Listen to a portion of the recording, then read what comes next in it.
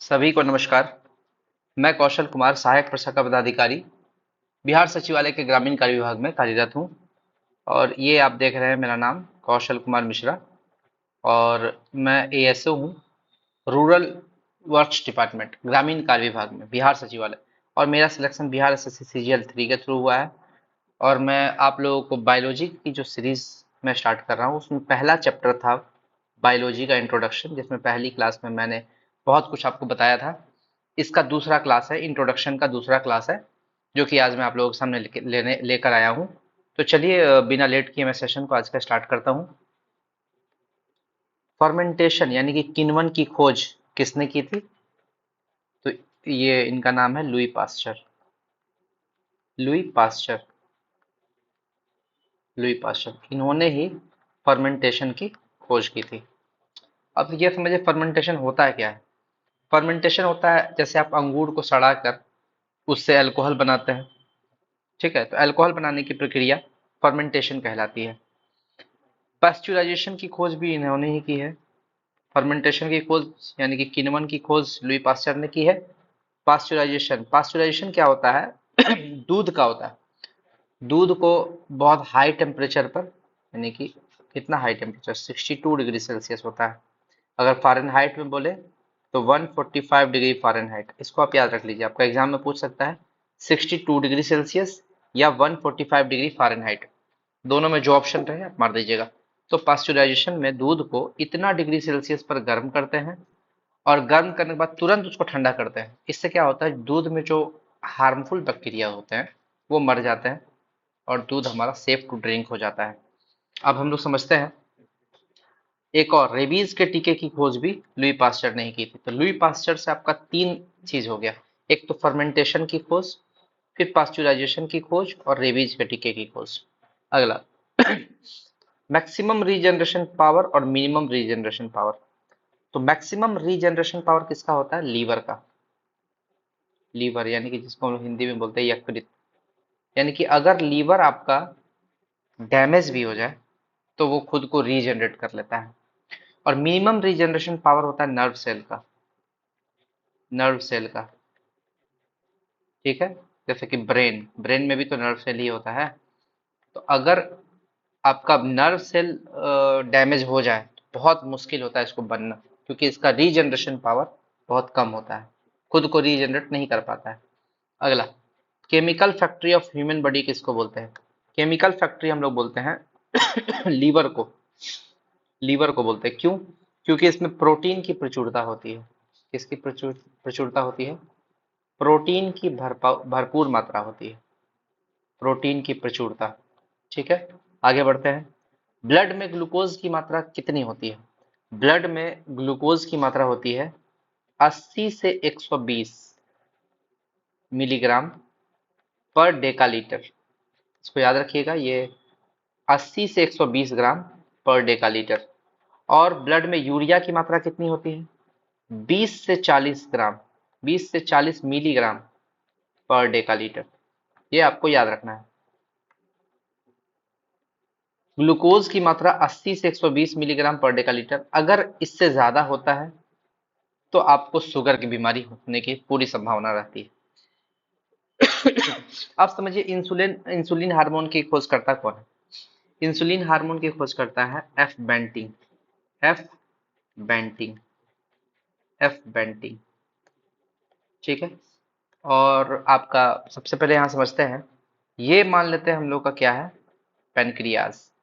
Pancreas में ही होता है आइलेट्स ऑफ लैंगरहैंस, यानी कि हिंदी में बोलते हैं लैंगरहैंस का द्वीप।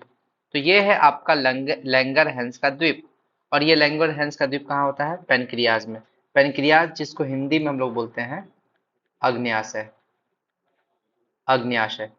तो याद रखिएगा, हमारे पेनक्रियाज में लैंगरहैंस का द्वीप होता है।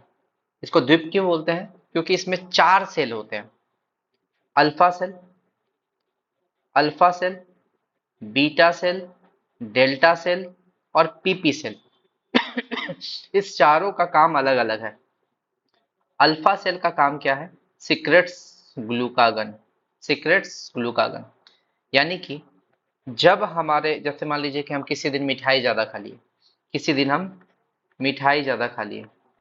तो मिठाई जब हम खाएंगे तो मिठाई में तो ग्लूकोज ज़्यादा होता है।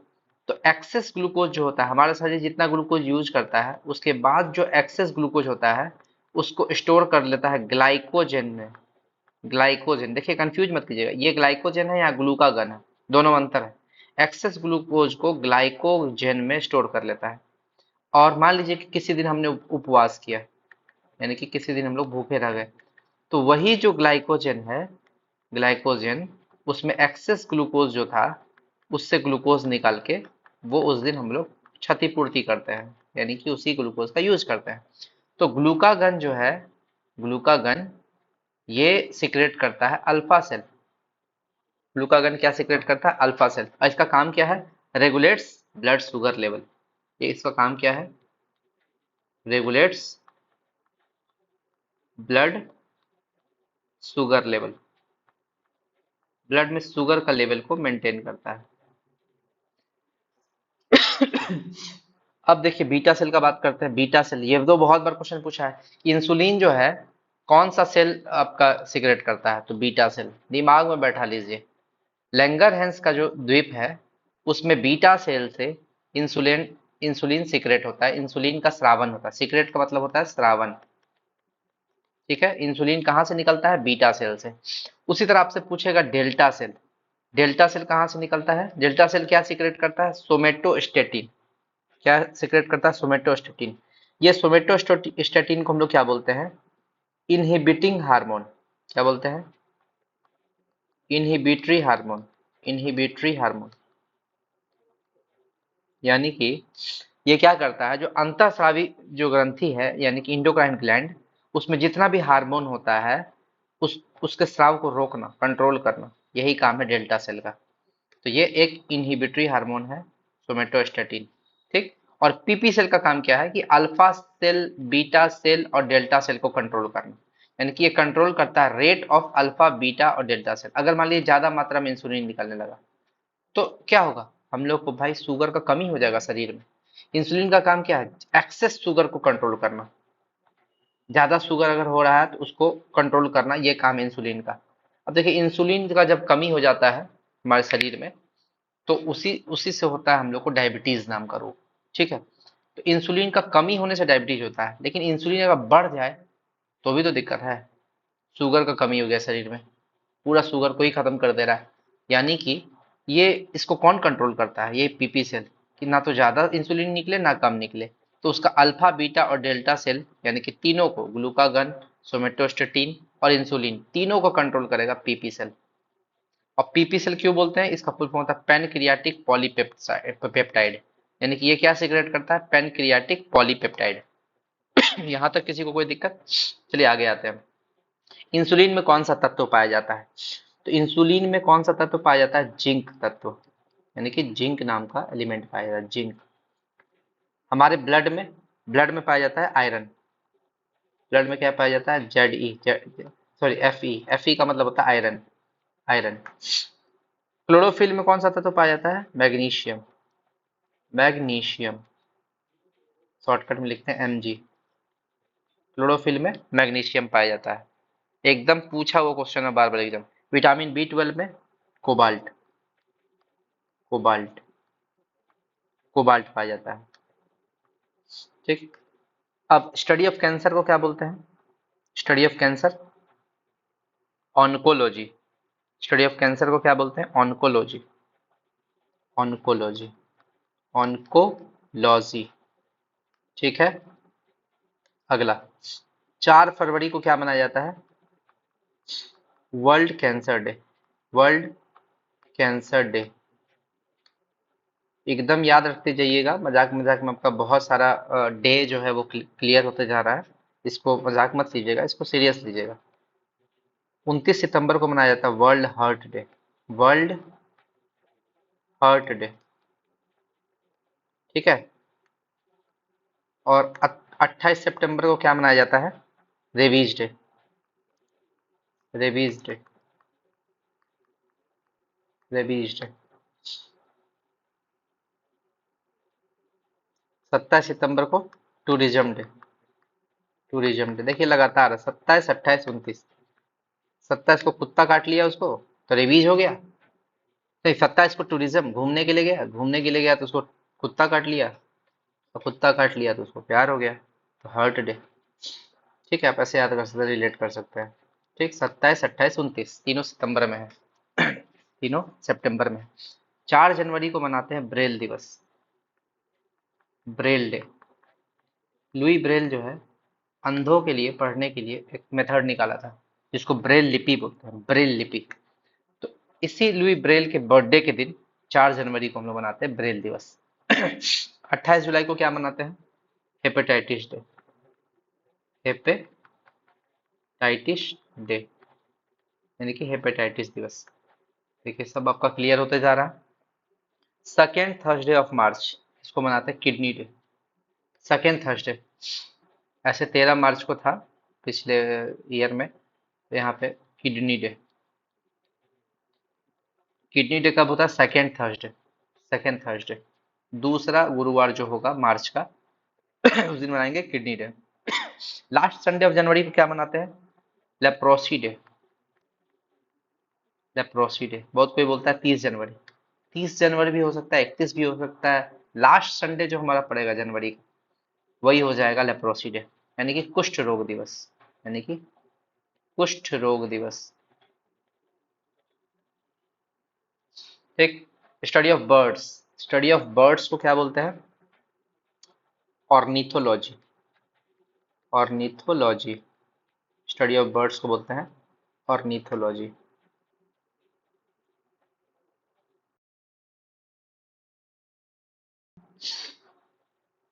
Study of fish, study of fish को बोलते हैं ichthyology, ichthyology. Study of fish को बोलते हैं इक्थियोलॉजी। प्रोडक्शन ऑफ फिश को क्या बोलते हैं? यानी कि मछली के पालन, पीसी कल्चर, पीसी कल्चर, इसको हिंदी में बोलते हैं मत्स्य पालन, मत्स्य पालन, पीसी कल्चर। ये प्रोडक्शन ऑफ फिश है। ब्लड, ब्लड में जो फैट होता है, यानी कि ब्लड में जो वसा होता है, उसको क्या बोलते हैं? Cholesterol, cholesterol, cholesterol. Blood fat को क्या बोलते हैं? कोलेस्ट्रॉल। ठीक है।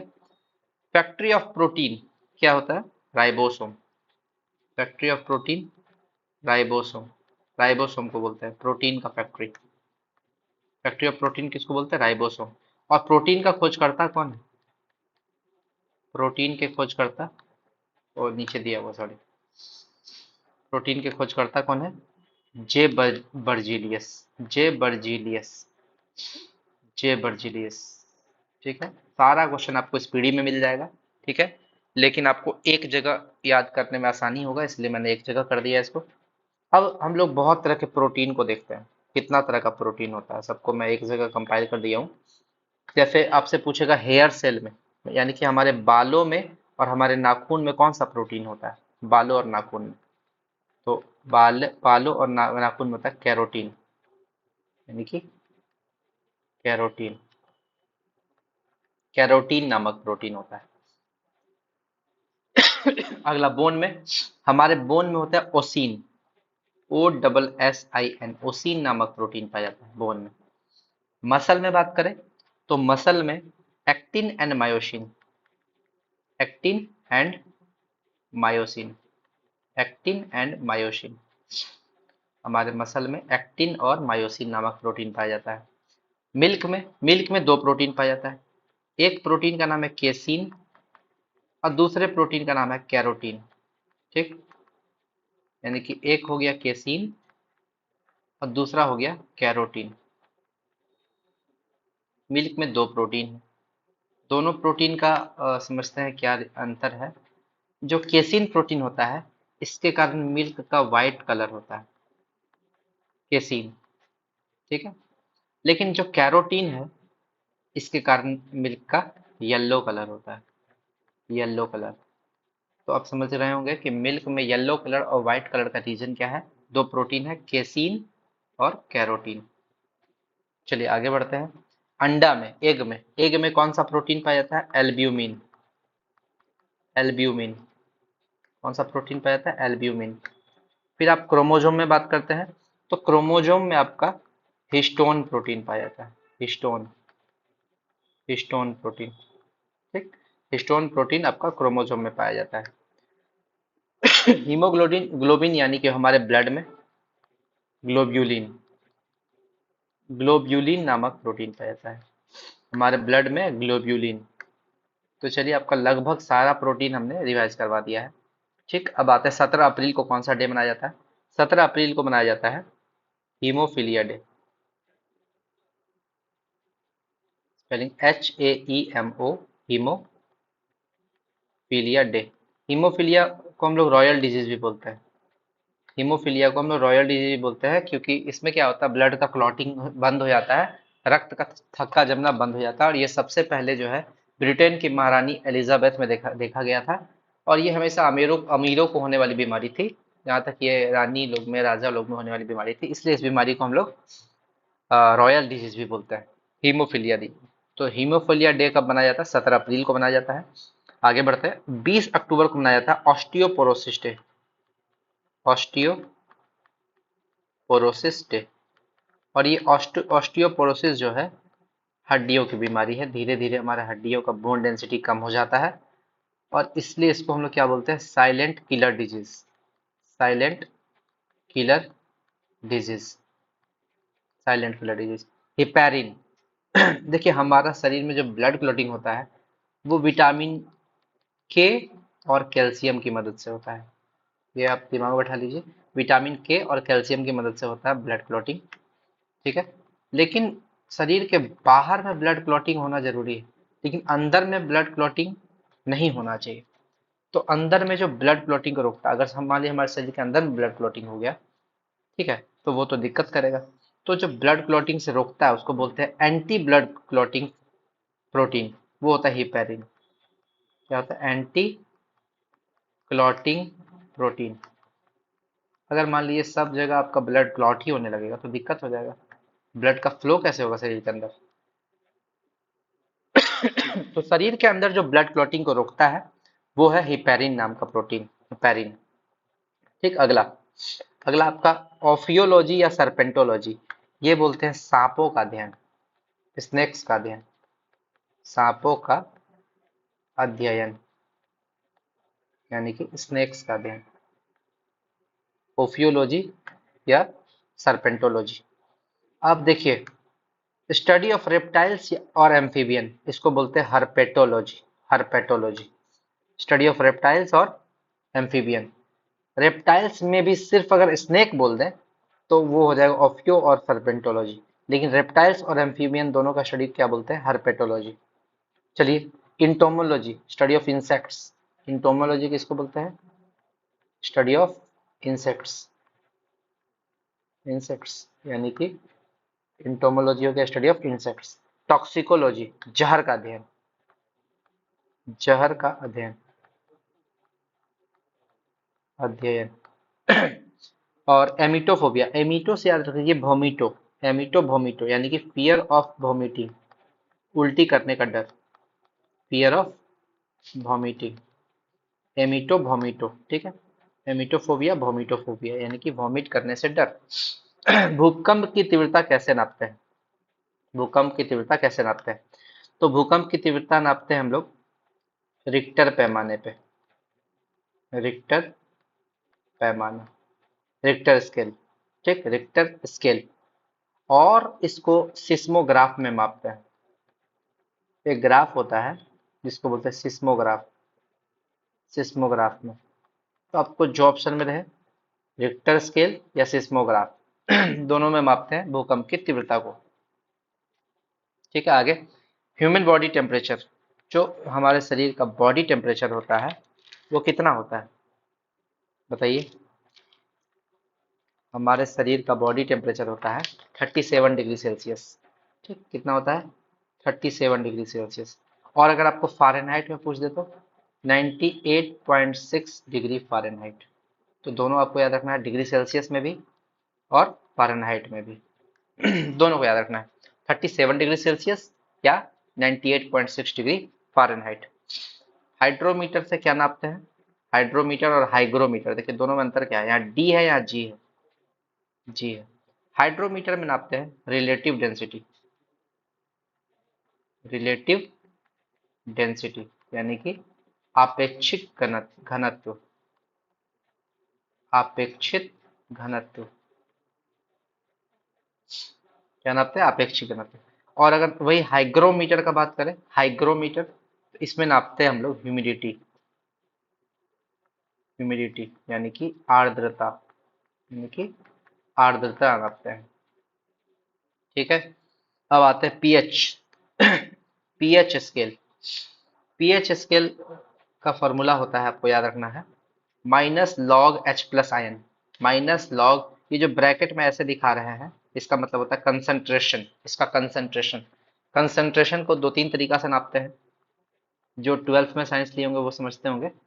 कंसंट्रेशन को नापने का एक तरीका है मोलैरिटी, एक तरीका है नॉर्मेलिटी, ठीक है, और एक तरीका है मोलैलिटी, मोलैलिटी। ये तीन तरीका है कंसंट्रेशन नापने का। सबसे परफेक्ट होता है मोलैलिटी, क्योंकि इसमें वॉल्यूम का बात नहीं होता है। और ये दोनों मोलैरिटी और नॉर्मेलिटी में वॉल्यूम का बात होता है, डिनोमिनेटर में वॉल्यूम होता है।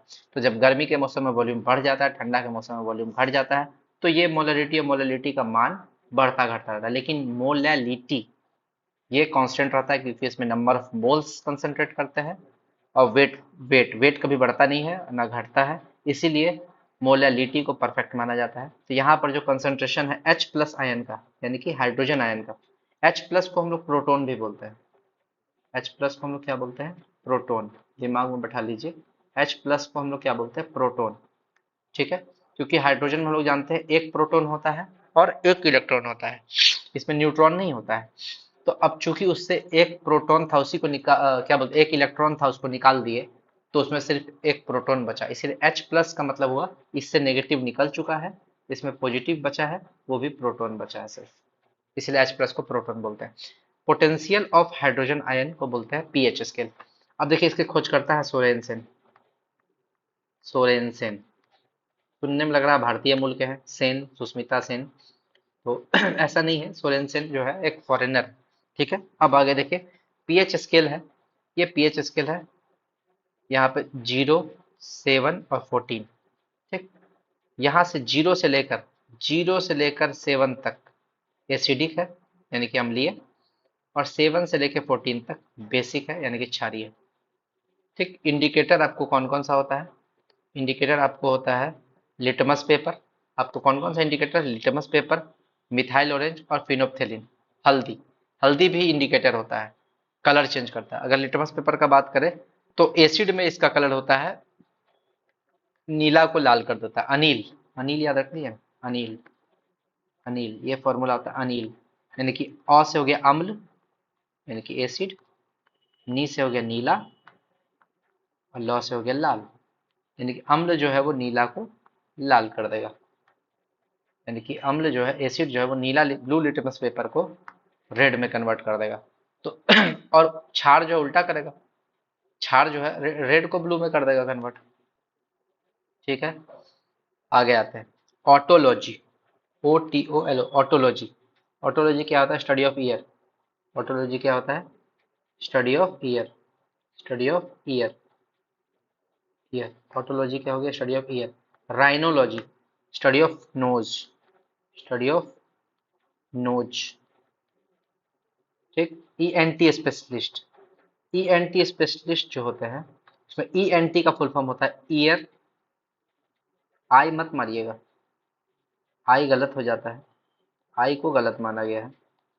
ईयर, ई का मतलब होता है ईयर, नोज, और टी का मतलब थ्रोट होता है, टंग नहीं होता है, थ्रोट यानी कि गला, टंग को गलत मानेंगे, बहुत को टंग बोल देंगे, जीभ, जीभ नहीं, ईयर, नोज और थ्रोट, आप आई और टंग नहीं मारिएगा इसमें। ठीक है, चलिए आगे आते हैं। पहला हार्मोन डिस्कवर्ड कौन सा था, जो पहला हार्मोन डिस्कवर किया गया था उसका नाम था सिक्रेटिन, सिक्रेटिन। ठीक है, और सिक्रेटिन के खोजकर्ता कौन थे, खोजकर्ता कौन थे, Starling and Bayliss, Starling and Bayliss, Bayliss. Starling और बेलिस। पहला हार्मोन सिक्रेटिन, स्टर्लिन और बेलिस। ठीक। मल में गंध का कारण क्या होता है? मल में गंध का कारण होता है indole and skatole. Indole and skatole. Indole and skatole. ठीक है। मूत्र में गंध का कारण क्या होता है? मूत्र में गंध का कारण होता है क्रिएटिन। क्रिएटिन। मूत्र में गंध का कारण क्या होता है? क्रिएटिन। और एक चीज और याद रखिएगा, पब्लिक टॉयलेट से जो गंध आता है, देखिएगा बहुत दिन तक पब्लिक टॉयलेट से आप चाहिएगा तो बहुत तीखा गंध आएगा। पब्लिक टॉयलेट से गंध आने का कारण होता है अमोनिया। वहाँ अमोनिया का गंध आता है। हमारे टॉयलेट से अमोनिया गैस निकलता है, उसका गंध आता है। ऐसे मूत्र में किसी किसी का स्मेल आता है, वो क्रिएटिन।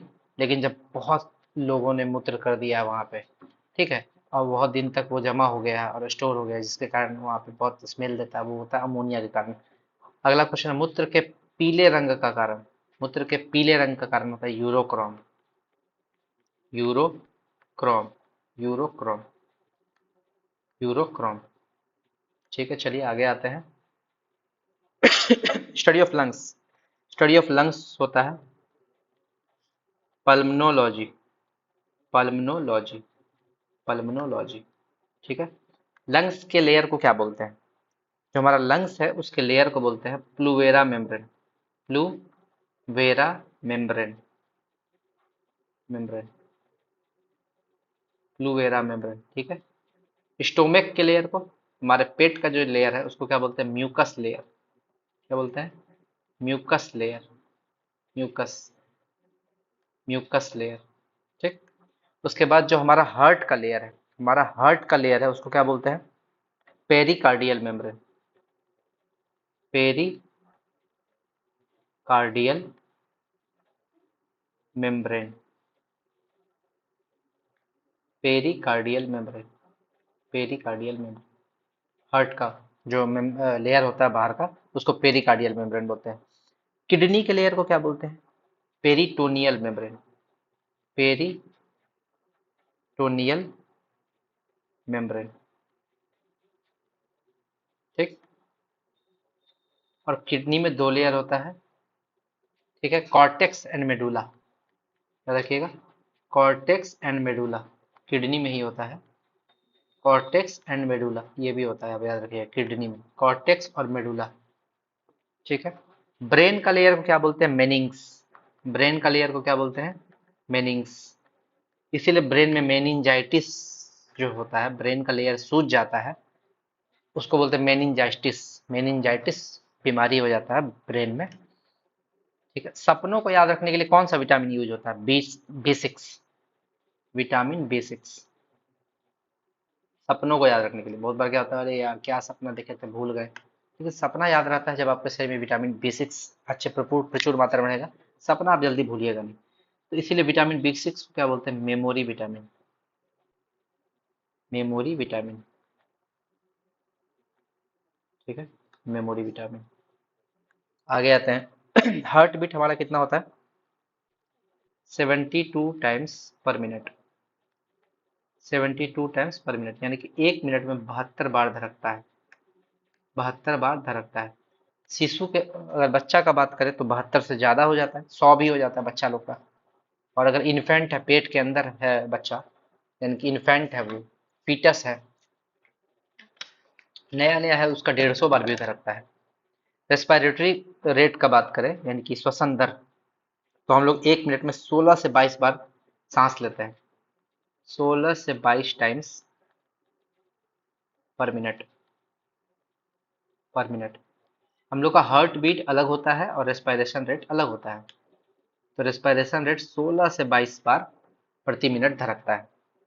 अब देखिए हमारे शरीर का फ्यूल के बारे में बात करते हैं। हमारे शरीर का फ्यूल होता है ग्लूकोज, यानी कि ग्लूकोज से ही हम लोग को एनर्जी मिलता है। ग्लूकोज से ही हम लोग को एनर्जी मिलता है। कैसे? देखिए, ये ग्लूकोज का फॉर्मूला C6H12O6। ठीक, ग्लूकोज का ये फॉर्मूला है। ग्लूकोज जब हमारे शरीर में रहता है, कुछ भी खाना खाते हैं तो उससे हमको ग्लूकोज मिल सकता है। और ग्लूकोज जब हम लोग सांस लेते हैं तो उसमें हम लोग क्या लेते हैं? ऑक्सीजन। ये ऑक्सीजन सांस लेंगे तो वो ग्लूकोज को तोड़ेगा और बना देगा 6CO2 + 6H2O, और एनर्जी रिलीज होगा। ठीक। 6CO2 और 6H2O का यूज, 6CO2 को हवा में निकाल देंगे, सांस से छोड़ देंगे, और जो H2O है ये हमारा टॉयलेट के थ्रू बाहर निकल जाएगा। यूज क्या होगा, ये एनर्जी जो हमारा एटीपी के रूप में हम लोग को मिला है, और ये एटीपी के रूप में जो एनर्जी मिलता है इसका फुल फॉर्म होता है एडिनोसिन ट्राइफॉस्फेट। देखिए एडीपी, एडिनोसिन डाइफॉस्फेट, इसमें मिलता है फॉस्फेट, फॉस्फेट, तो ये बन जाता है एटीपी, एडिनोसिन ट्राइफॉस्फेट। ये डाई और ये ट्राई, यानी कि यहाँ पे दो फॉस्फेट था, एक फॉस्फेट मिला तो तीन हो गया, ट्राइफॉस्फेट बन गया। आप इसको दिमाग में बैठा लीजिए, एटीपी का मतलब क्या होता है, एडिनोसिन ट्राइफॉस्फेट। हम लोग को एनर्जी इसी फॉर्म में मिलता है, और हमारा रेस्पिरेशन होता कहाँ है, माइटोकॉन्ड्रिया में, माइटोकॉन्ड्रिया में, ये भी दिमाग में बैठा लीजिएगा। चलिए आइए अगला क्वेश्चन में आते हैं। पहला हार्ट ट्रांसप्लांट यानी कि पहला हृदय प्रत्यारोपण किस डॉक्टर ने किया था? Doctor Christiaan Barnard, Christiaan Barnard, doctor Christiaan Barnard, ठीक है। और किस पेशेंट का किया था? वेस्केंस्की, वेस्केंस्की, वेस्केंस्की, दिमाग में बैठा लीजिए। पहला जो हमारा हार्ट ट्रांसप्लांट किया था पूरे वर्ल्ड में, डॉक्टर क्रिश्चियन बर्नार्ड, किसका किया था? वेस्केंस्की। ठीक, आगे आते हैं भारत में। भारत में हार्ट ट्रांसप्लांट सबसे पहले कौन किया था? Doctor P Venugopal, P Venugopal, क्या ये किया था? सोच के बताइए। डॉक्टर पी वेणुगोपाल जो है सफल, सफल हार्ट ट्रांसप्लांट, यानी कि ये हार्ट ट्रांसप्लांट किए थे और सक्सेसफुल हो गए थे। लेकिन इनसे पहले भी एक आदमी इंडिया में किया था जिसका नाम है पी के सेन, यानी कि पहला जो है वो पी के सेन है, पी के सेन। लेकिन बेचारे ये पी के सेन जो है वो असफल हो गए थे, यानी कि हाई ब्लड प्रेशर की वजह से इनका पेशेंट जो है वो मर गया था। ठीक है, तो इसलिए इनका नाम उतना याद नहीं रखते हैं। ये डॉक्टर क्रिश्चियन बर्नार्ड के तुरंत बाद, डॉक्टर क्रिश्चियन बर्नार्ड का जो सक्सेसफुल हुआ था वेस्केंस्की पे, इसके तुरंत बाद ये पी के सेन जो है इंडिया में ट्राई किए थे, लेकिन ये असफल हो गए थे। तो भाई सफल कौन हुए? सफल हुए डॉक्टर पी वेणुगोपाल। और ये किसका किए थे? पेशेंट कौन थे इनके? इनके पेशेंट का नाम था श्री देवीराम, श्री देवीराम, श्री देवीराम, श्री देवीराम। ठीक है, तो ये भी आपका हो गया। आगे बढ़ते हैं। कार्डियक अरेस्ट, जो हार्ट अटैक हम लोग बोलते हैं ना, इसका एक्चुअली नाम है कार्डियक अरेस्ट, यानी कि हार्ट अटैक कार्डियक अरेस्ट बोलते हैं। ये होता क्यों है? ब्लड में, ब्लड में कोलेस्ट्रॉल की मात्रा बढ़ जाती है, कोलेस्ट्रॉल की मात्रा बढ़ जाना, बढ़ जाना। अच्छा एक बात बताइए, इसमें यूज क्या होता है? एक दवाई दिया जाता है, उसका नाम है बीटा ब्लॉकर, बीटा ब्लॉकर नामक दवाई प्रयोग किया प्रयोग किया जाता है। बीटा ब्लॉकर, दिमाग में बैठा लीजिए, बीटा ब्लॉकर नामक दवाई किसमें दिया जाता है? हार्ट अटैक में। आ गया। अब गोल्डन आवर किसको बोलते हैं? किसी को हार्ट अटैक आता है तो हार्ट अटैक आने पर पहला घंटा जो होता है बहुत क्रिटिकल होता है। उस समय अगर पेशेंट को बचा लिया गया तो बच जाता है, और नहीं बचाया गया तो मरने का संभावना ज्यादा हो जाता है। गोल्डन आवर क्या बोलते हैं? हार्ट अटैक का पहला घंटा, हार्ट अटैक का फर्स्ट घंटा जो होता है वो गोल्डन आवर होता है। ठीक। कैथ लैब का संबंध किससे है? हृदय रोगों से, यानी कि हार्ट डिजीज से। कैथ लैब का संबंध होता है हृदय रोगों से, हृदय रोगों से। और एंजियोप्लास्टी क्या होता है? एंजियोप्लास्टी समझते हैं, एंजियोप्लास्टी क्या होता है? एंजियोप्लास्टी क्या होता है? Related to heart surgery. ठीक है, जैसे जहां पर कोलेस्ट्रॉल जमा होता है ना, उस ब्लॉकेज वाले स्थान पर एक प्लेटिनम रिंग का प्रयोग किया जाता है, यानी कि कोलेस्ट्रॉल ब्लॉकेज। क्या होता है? कोलेस्ट्रॉल जो है हमारे ब्लड फ्लो को ब्लॉक कर देता है। तो जहां पर कोलेस्ट्रॉल ब्लॉकेज होता है उस जगह पर, कोलेस्ट्रॉल ब्लॉकेज वाले स्थान पर किसका प्रयोग होता है? प्लेटिनम रिंग का, प्लेटिनम रिंग का। प्लेटिनम रिंग का प्रयोग करते हैं। ठीक है। और इसमें जो सर्जरी होता है, ठीक है, इसी सर्जरी का नाम है एंजियोप्लास्टी। यानी कि अब हार्ट के अंदर आप प्लेटिनम रिंग लगाइएगा कैसे? प्लेटिनम रिंग लगाएंगे सर्जरी करके, तो वो सर्जरी को बोलते हैं एंजियोप्लास्टी। एंजियोप्लास्टी। ठीक है। दिमाग में बैठा लीजिए। ठीक है। अब आगे आते हैं। मरकरी की अधिकता से कौन सा बीमारी होता है? Hg यानी कि मरकरी। मरकरी की अधिकता से कौन सा बीमारी होता है? मीना माता रोग। मीना माता, इंग्लिश में भी लिख देते हैं मीना माता रोग, डिजीज, मीना माता। ठीक है, कोई दिक्कत नहीं है। कैडमियम की अधिकता से, कैडमियम अगर बढ़ जाएगा, पानी में कैडमियम का मात्रा बढ़ जाएगा, तो इससे होता है इटाई इटाई। इटाई इटाई, यानी कि इसको ऐसे लिखते हैं इटाई इटाई रोग। ठीक है। और एक चीज याद रखिएगा, मीना माटा और इटाई इटाई, ये दोनों स्टार्ट हुआ था जापान में। कहाँ स्टार्ट हुआ था? जापान में। कोई दिक्कत नहीं। आर्सेनिक की अधिकता से, अगला है आर्सेनिक की अधिकता से। आर्सेनिक अगर शरीर ज्यादा हो जाए तो इससे क्या होता है? ब्लैक फुट, ब्लैक फुट रोग हो जाता है। Black foot, black foot. कोई दिक्कत नहीं। कॉपर की अधिकता से, अगला है कॉपर की अधिकता से। कॉपर की अधिकता से दो रोग होता है। पहला है विल्सन रोग, विल्सन रोग। और दूसरा है liver cirrhosis, liver cirrhosis. Liver cirrhosis यानी कि विल्सन रोग और लीवर सिरोसिस। ठीक है।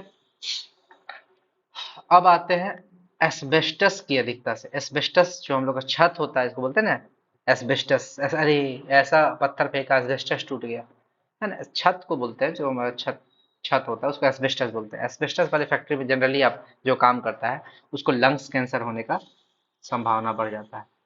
लंग्स कैंसर, एस्बेस्टस की अधिकता से क्या हो जाता है? Lungs cancer. ठीक है। कार्बन मोनोक्साइड, कार्बन मोनोक्साइड, ये देखिए आपका कार्बन मोनोक्साइड की अधिक अधिक मात्रा में इंटेक करने से।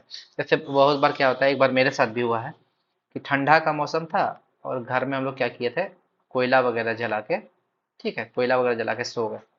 और रूम का खिड़की, ठंडा में तो रूम का खिड़की खुलता नहीं है, तो जो अंगीठी जलता है, अंगीठी जो होता है ना, किनारे में एक छोटा फिल्म वगैरह में देखते हुए, राज मूवी वगैरह सब में तापते रहता है हीरो हीरोइन, है ना। तो वो जो जलता है उससे आपको निकलता है कार्बन मोनोक्साइड। याद रखिएगा, कभी भी कंप्लीट कंबशन होगा ना, कंप्लीट कंबशन यानी कि पूर्ण दहन, ठीक है, तो कभी भी पर्याप्त मात्रा में ऑक्सीजन मिलेगा तो वो CO2 निकलता है। तो क्या निकलता है? CO2। लेकिन कभी भी आपका इनकम्प्लीट कंबशन होगा, यानी कि अपूर्ण दहन, इनकम्प्लीट कंबशन, यानी कि अगर मान लीजिए गेट खिड़की सब बंद कर दिया है ठंडा के मौसम में, तो उसको ऑक्सीजन का कमी हो रहा है, तो इनकम्प्लीट कंबशन में वो CO2 नहीं निकालेगा, CO निकालेगा, यानी कि carbon monoxide. Carbon monoxide, monoxide. और ये कार्बन मोनोक्साइड जब हमारे शरीर में जाएगा तो स्टेबल कंपाउंड बनाता है। क्या बनाता है? Stable compound. यानी कि ये शरीर में ब्लड में हीमोग्लोबिन से जाके चिपक जाता है, ये निकलेगा ही नहीं बाहर।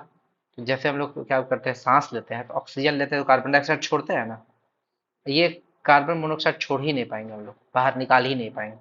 तो इससे क्या हो जाता है, हमारे शरीर में ब्लड में वो रह जाता है, और हमारे ब्लड में क्या क्रिएट कर देता है? Blood cancer. Blood cancer. ठीक। ब्लड कैंसर, ब्लड कैंसर को ही बोलते हैं ल्यूकेमिया। ल्यूकेमिया, ब्लड कैंसर का दूसरा नाम क्या है? ल्यूकेमिया। और ब्लड कैंसर होता कब है? देखिए हमारे शरीर में आरबीसी और डब्ल्यूबीसी का रेशियो कितना है?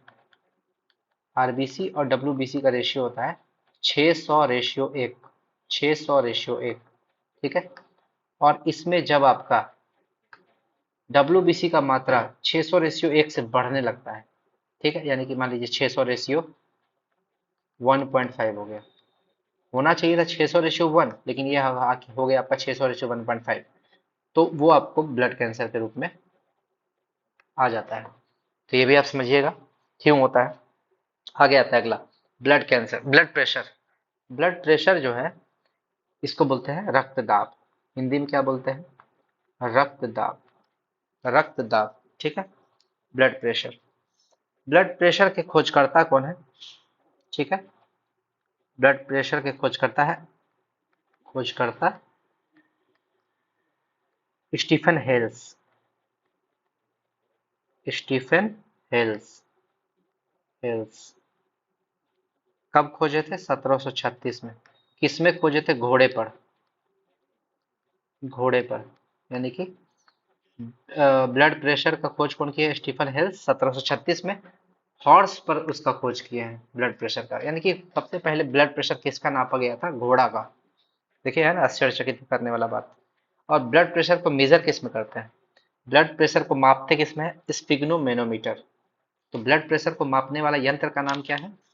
स्पिग्नोमेनोमीटर। चलिए यहाँ लिखते हैं स्पिग्नो मैनोमीटर। स्पिग्नोमेनोमीटर। स्पिग्नोमेनोमीटर। अब ये बताइए स्पिग्नोमेनोमीटर का खोज कौन किया था? इसका खोजकर्ता कौन है? स्पिग्नोमेनोमीटर को किसने बनाया था? वॉन वास। वॉन वास। वॉन वास। देखिए कितना सारा चीज इसमें क्लियर हो गया आपका। ब्लड प्रेशर यानी कि रक्तदाब, स्टीफन हेल्स ब्लड प्रेशर का खोज किया था। और ब्लड प्रेशर को 1736 में सबसे पहले घोड़े पर मापा गया था। और ब्लड प्रेशर को किससे नापते हैं? स्पिग्नोमेनोमीटर। और खोजकर्ता कौन है? वॉन वाश। खोजकर्ता कौन है? वॉन वाश। अब आते हैं हार्ट बीट। हार्ट बीट को किससे सुनते हैं? हार्ट बीट को सुनने के लिए यूज किया जाता है स्टेथोस्कोप। स्टेथोस्कोप। देखिए डॉक्टर लोग गर्दन में लटके रहता है इसको, स्टेथोस्कोप। अब बहुत कोई तो जो झोला छाप डॉक्टर रहता है वो भी ऐसे ही लटके रहता है, ठीक है ना, दिखाएगा कि बहुत बड़का डॉक्टर। ठीक। तो हार्ट बीट को सुनने के लिए यूज किया जाता है स्टेथोस्कोप। और इसके खोजकर्ता कौन है? इसके खोजकर्ता है रेनी लेनेक। रेनी लेनेक। रेनी लेनेक। रेनी लेनेक। देखिए आपका क्वेश्चन जो है रिवीजन होते जा रहा है। यानी कि हार्ट बीट को सुनने के लिए हम लोग यूज करते हैं स्टेथोस्कोप। स्टेथोस्कोप। और खोजकर्ता कौन है? Rene Laennec. खोजकर्ता कौन होगा? Rene Laennec. चलिए अब आते हैं अगला, पेस मेकर के खोजकर्ता। Pacemaker. ठीक। जब हमारा हार्ट काम करना बंद कर देता है, हार्ट में दो नोड होता है, एसए नोड और एवी नोड, ठीक है। तो जब हमारा हार्ट काम करना बंद कर देता है, हार्ट में भी एक वोल्टेज होता है, ठीक है। एसए नोड और एवी नोड का के बीच में एक वोल्टेज, बहुत ही मिनिमम वोल्टेज होता है, मिली वोल्ट में उसको नापते हैं, ठीक है। तो जब वो हमारा हार्ट काम करना बंद कर देता है तो हार्ट में एक आर्टिफिशियल लगाया जाता है पेस मेकर, ठीक है। उस पेस मेकर का काम क्या है? हमारी जिंदगी को होप देना। हमारी जिंदगी को होप देना। हार्ट नहीं है तो हमारा जिंदगी काम कैसे करेगा? तो हमारे हार्ट के लिए होप है ये पेस मेकर। इसका खोज कौन किया? John hopes. ऐसे आ गया जॉन होप्स, यानी कि ये हमारे लिए एक होप है, ठीक है। ये नहीं होगा तो हार्ट काम करना बंद कर देगा, हम लोग मर जाएंगे। ये हमारे लिए होप है। अब ये बताइए बीपी को कंट्रोल कौन करता है? बीपी को कंट्रोल करता है medulla oblongata. Medulla oblongata. Medulla oblongata BP को क्या क्या कंट्रोल करता है? हमारे ब्रेन का कौन सा पार्ट? मेडुला। हिंदी में भी लिख देते हैं medulla oblongata. Oblongata. Medulla oblongata. ठीक है, आगे बढ़ते हैं। ये जो हमारे शरीर में बॉडी टेम्परेचर को मेंटेन कौन करता है? बॉडी टेम्परेचर को मेंटेन कौन करता है? हाइपोथैलेमस। भूख लगना, प्यास लगना, संतृप्ति होना, ठीक है। अगर हम लोग खाना खा लिए तो एकदम ढकार ले लेंगे कि हाँ चलो पेट भर गया, वो संतृप्ति का एहसास वो सब कौन दिलाता है? हाइपोथैलेमस। हाइपोथैलेमस। थैलेमस। जैसे मान लीजिए कि गर्मी है तो पसीना निकलने लगेगा, ठीक है। तो हमारा ये सब टेम्परेचर को रेगुलेट, पसीना इसलिए निकलता है ताकि हम लोग को ठंडा लगे, ठीक है, गर्मी का एहसास कम हो। तो ही हमारे बॉडी टेम्परेचर को मेंटेन करता है हाइपोथैलेमस। इसी का काम है पसीना निकालना। भूख लगना, भूख लग जाता है, प्यास लग जाता है, ठीक है। संतृप्ति हो जाता है, पानी ज्यादा पी लेंगे तो बता देगा कि हाँ पेट भर गया, पानी पीना बंद कर दो। इसी का काम है हाइपोथैलेमस। चले आते हैं आरबीसी का जीवन काल 120 दिन। बहुत बार पूछा हुआ रेलवे, बहुत बार पूछा हुआ, 120 दिन। आरबीसी का जीवन काल 120 दिन। डब्ल्यूबीसी का जीवन काल कितना है? 4 से 7 दिन। 4 से 7 दिन, एवरेज मानिए ना 5 दिन। 5 दिन के लगभग में, ज्यादा दिन नहीं रहता है डब्ल्यूबीसी का जीवन काल। ठीक। और blood platelets, blood platelets, platelets का जीवन काल होता है 10 से 21 दिन। 10 से 21 दिन, यानी कि 20 दिन के राउंड, लगभग 20 दिन, इतना होता है। ठीक, आगे आते हैं। ब्लड ग्रुप के खोजकर्ता कौन है? ब्लड ग्रुप के खोजकर्ता, याद रखिएगा, ब्लड ग्रुप के खोज करता है Karl Landsteiner. Karl Landsteiner, Karl Landsteiner, Karl Landsteiner, ठीक है। और ये कार्ल लैंडस्टीनर जो है सारे ब्लड ग्रुप का खोज कर दिए थे। ए ब्लड ग्रुप का भी, बी का भी और ओ का भी। सिर्फ एक ब्लड ग्रुप का खोज नहीं किए थे। अब वो ब्लड ग्रुप है ए बी। तो आपसे पूछेगा ए बी ब्लड ग्रुप का खोज कौन किया है? ए बी ब्लड ग्रुप का खोज किया है D Callisto. D Callisto, D Callisto, ठीक है। ए बी ब्लड ग्रुप का खोज किया है। और इसी में आता है एक आर एच फैक्टर, ठीक है। देखते होंगे किसी का ब्लड ग्रुप पता ओ पॉजिटिव, किसी का ब्लड ग्रुप पता ओ नेगेटिव। ये जो प्लस और माइनस है, यानी कि इसमें आर एच फैक्टर उसका है पॉजिटिव और इसमें आर एच फैक्टर है नेगेटिव। आर एच फैक्टर क्या है? नेगेटिव। तो यही जो प्लस और माइनस ब्लड ग्रुप को डिसाइड करता है वो आर एच फैक्टर डिसाइड करता है। इसका फुल फॉर्म है रीशस फैक्टर। फुल फॉर्म क्या है? रीशस। क्योंकि ये सबसे पहले रीसस नामक मंकी में खोजा गया है। सबसे पहले रीसस नामक मंकी में, अफ्रीका का एक मंकी है रीशस, रीसस नामक मंकी में खोजा गया था, इसलिए इसका नाम है रीशस फैक्टर। शॉर्टकट में लिखते हैं R H factor. R H factor का खोज कौन किया था? लैंड स्टीनर और वीनर, ठीक है। ये जो ब्लड ग्रुप का खोज किए थे लैंड स्टीनर, इसके साथ एक साइंटिस्ट और थे वीनर। तो कौन होंगे? लैंड स्टीनर एंड वीनर, और वीनर, दोनों ऑप्शन में आता है लैंड स्टीनर और वीनर। आपका लैंड स्टीनर नहीं भी रहे लेकिन वीनर जरूर देगा, वीनर जरूर देगा। ठीक है, किसी को कोई दिक्कत नहीं है? कोई दिक्कत है किसी को?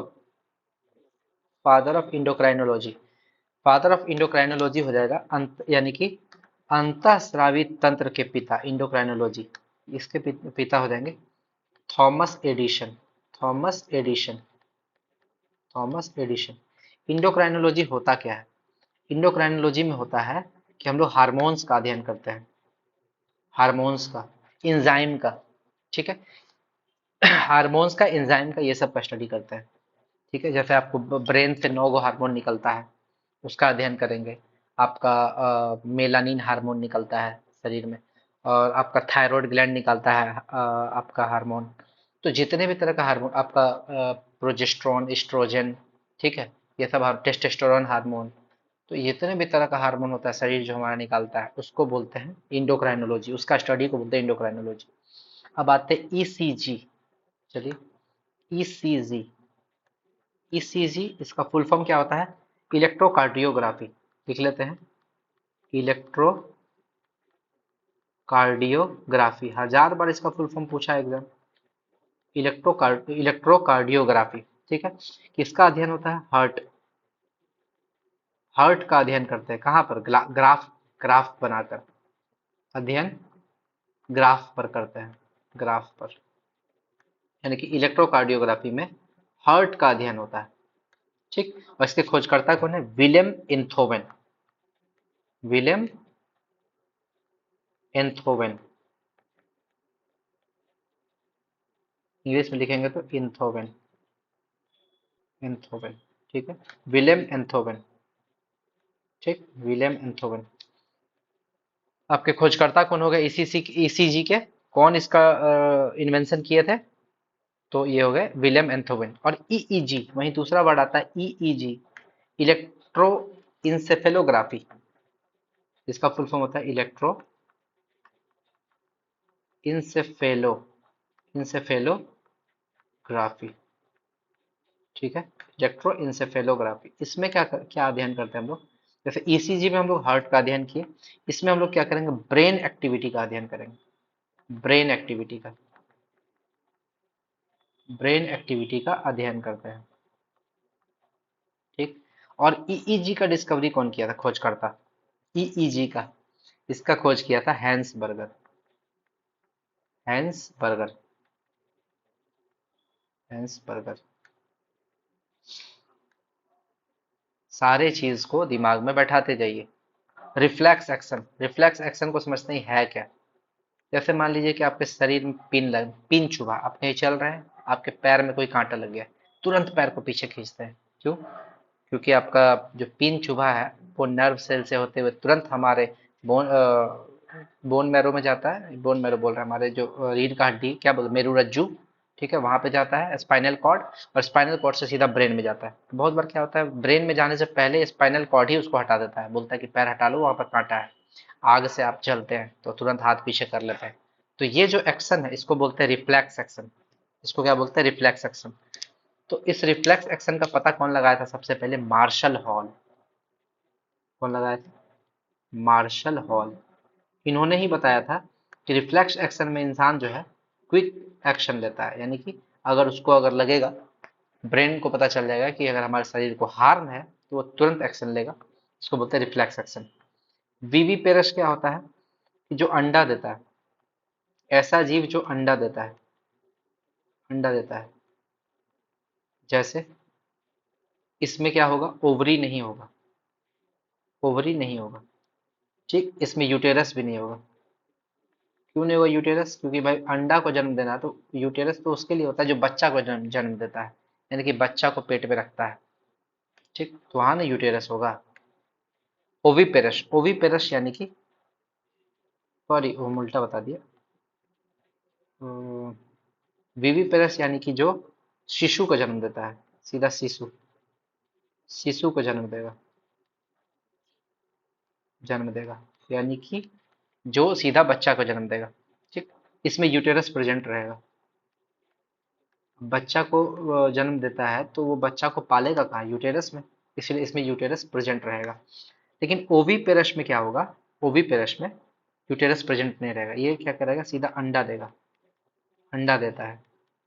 तो यहाँ पे ना तो आपका ओवरी रहेगा, ना आपका यूटेरस रहेगा, यूटेरस नहीं रहेगा।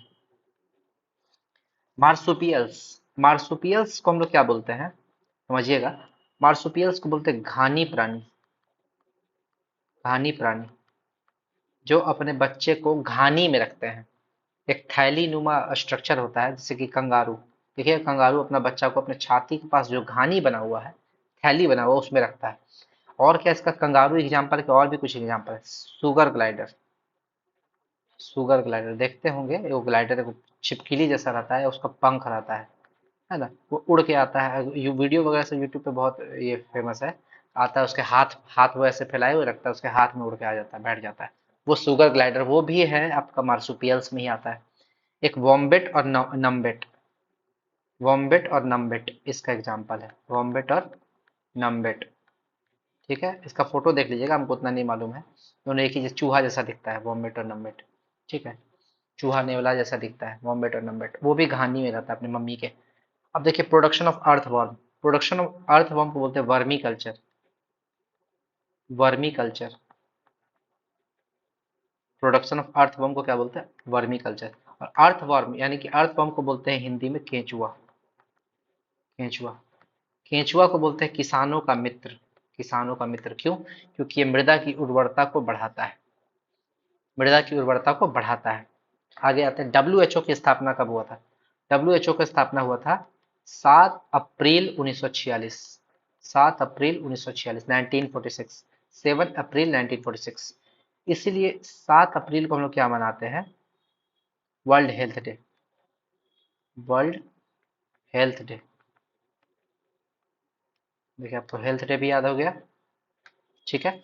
World diabetes day, world diabetes day हम लोग मनाते हैं 14 नवंबर को, 14 नवंबर, ठीक है। और ये एक चीज़ याद रखिएगा, 14 नवंबर को जो है वेस्ट बंगाल मनाती है रसोगुल्ला डे, रसोगुल्ला डे, ठीक है। आप दिमाग बैठा लीजिए कि रसगुल्ला खाइएगा तो डायबिटीज होगा ना करेगा। 14 नवंबर, ठीक है। 14 नवंबर को बाल दिवस भी होता है, 14 नवंबर को चिल्ड्रंस डे, चिल्ड्रंस डे। और बच्चा लोग बहुत ज्यादा रसगुल्ला खाता है, मीठा खाने का उन लोग को आदत होता है। बच्चा में ही रोक दीजिए, बाबू मत खाओ ज़्यादा रसगुल्ला, नहीं तो तुमको हो जाएगा डायबिटीज। ठीक, आगे बढ़ते हैं। गुर्दा मशीन का आविष्कार। गुर्दा मशीन का आविष्कार किया था कोल्फ, COLF, कोल्फ। गुर्दा मशीन कोल्फ। 22 मार्च को कौन सा दिन? 22 मार्च को है world water day.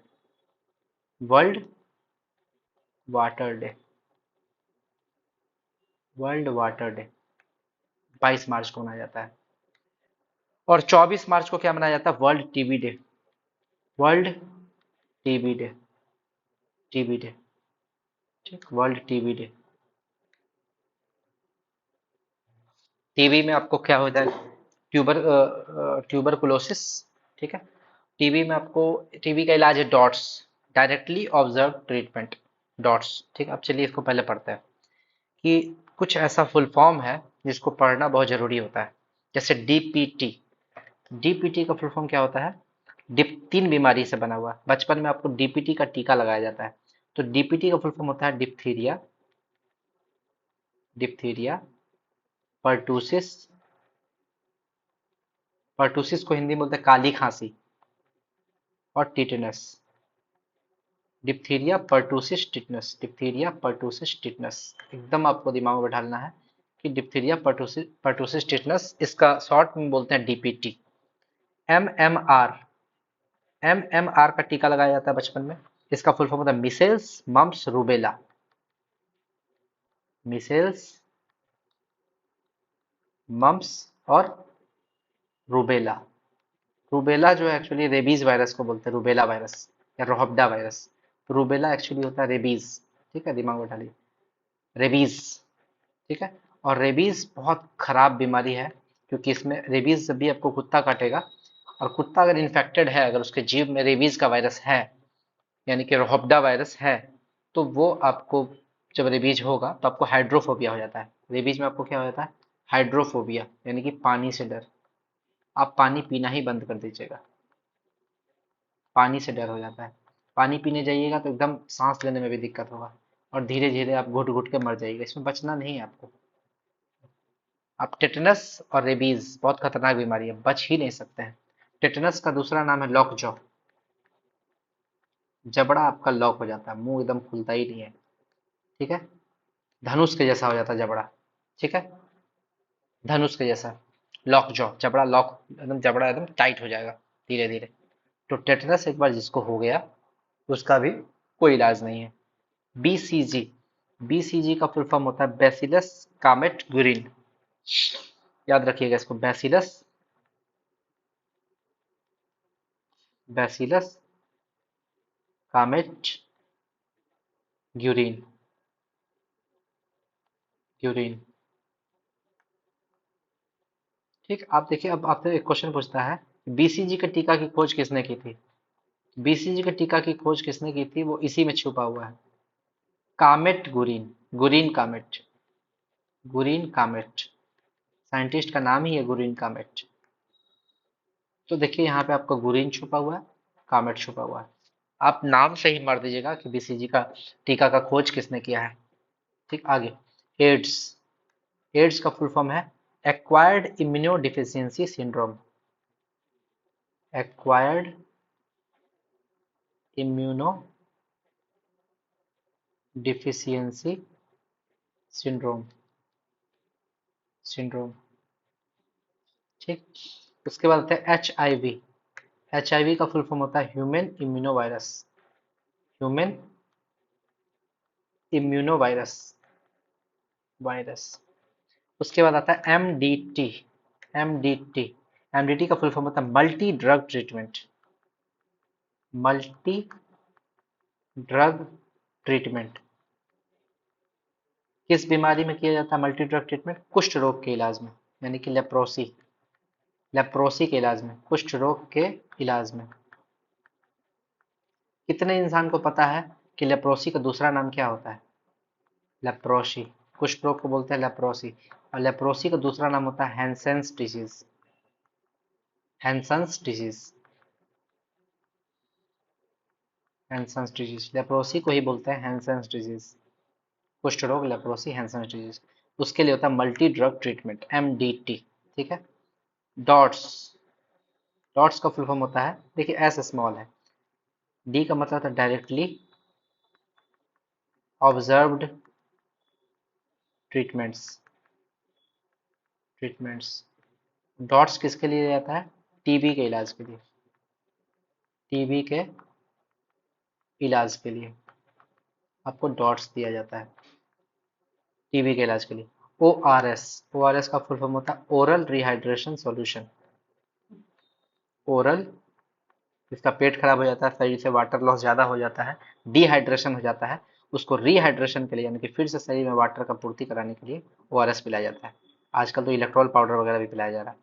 Oral rehydration solution, oral rehydration solution. ठीक। TAB vaccine, TAB, TAB vaccine, TAB का जो वैक्सीन दिया जाता है वो कब दिया जाता है? टाइफाइड बीमारी में। जिसको टाइफाइड हो जाता है उसके इलाज के लिए टैब दिया जाता है, टाइफाइड में टैब वैक्सीन। अब देखिए WBT, WBT का फुल फॉर्म होता है Western blot test, Western blot test, WBC, Western blot test. और एलिशा टेस्ट, एलिसा टेस्ट, ये याद रखिएगा, ये जो वेस्टर्न ब्लॉट टेस्ट है और एलिसा टेस्ट दोनों एड्स के लिए टेस्ट होता है। ठीक। और एलिसा टेस्ट का फुल फॉर्म होता है एंजाइम लिंक्ड इम्यूनो सॉर्बेंट ऐसे, सॉर्बेंट ऐसे। और ये दोनों बीमारी होता है आपका, ये दोनों बीमारी एड्स की जांच के लिए होता है, एड्स की, एड्स का टेस्ट है। ठीक। एड्स का टेस्ट, यानी कि एड्स का जांच करेंगे तो या तो आपको WBT कराया जाएगा, वेस्टर्न ब्लॉट टेस्ट, या तो एलिसा टेस्ट। ठीक। एड्स दिवस कब मनाया जाता है? 1 दिसंबर को मनाया जाता है एड्स डे।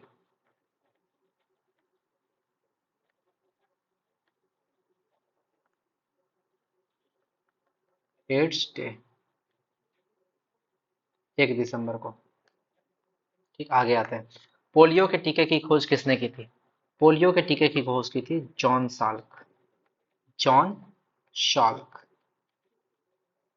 John Salk. ठीक है। और वर्ल्ड पोलियो डे कब मनाया जाता है? 24 अक्टूबर, 24 अक्टूबर को मनाया जाता है polio day,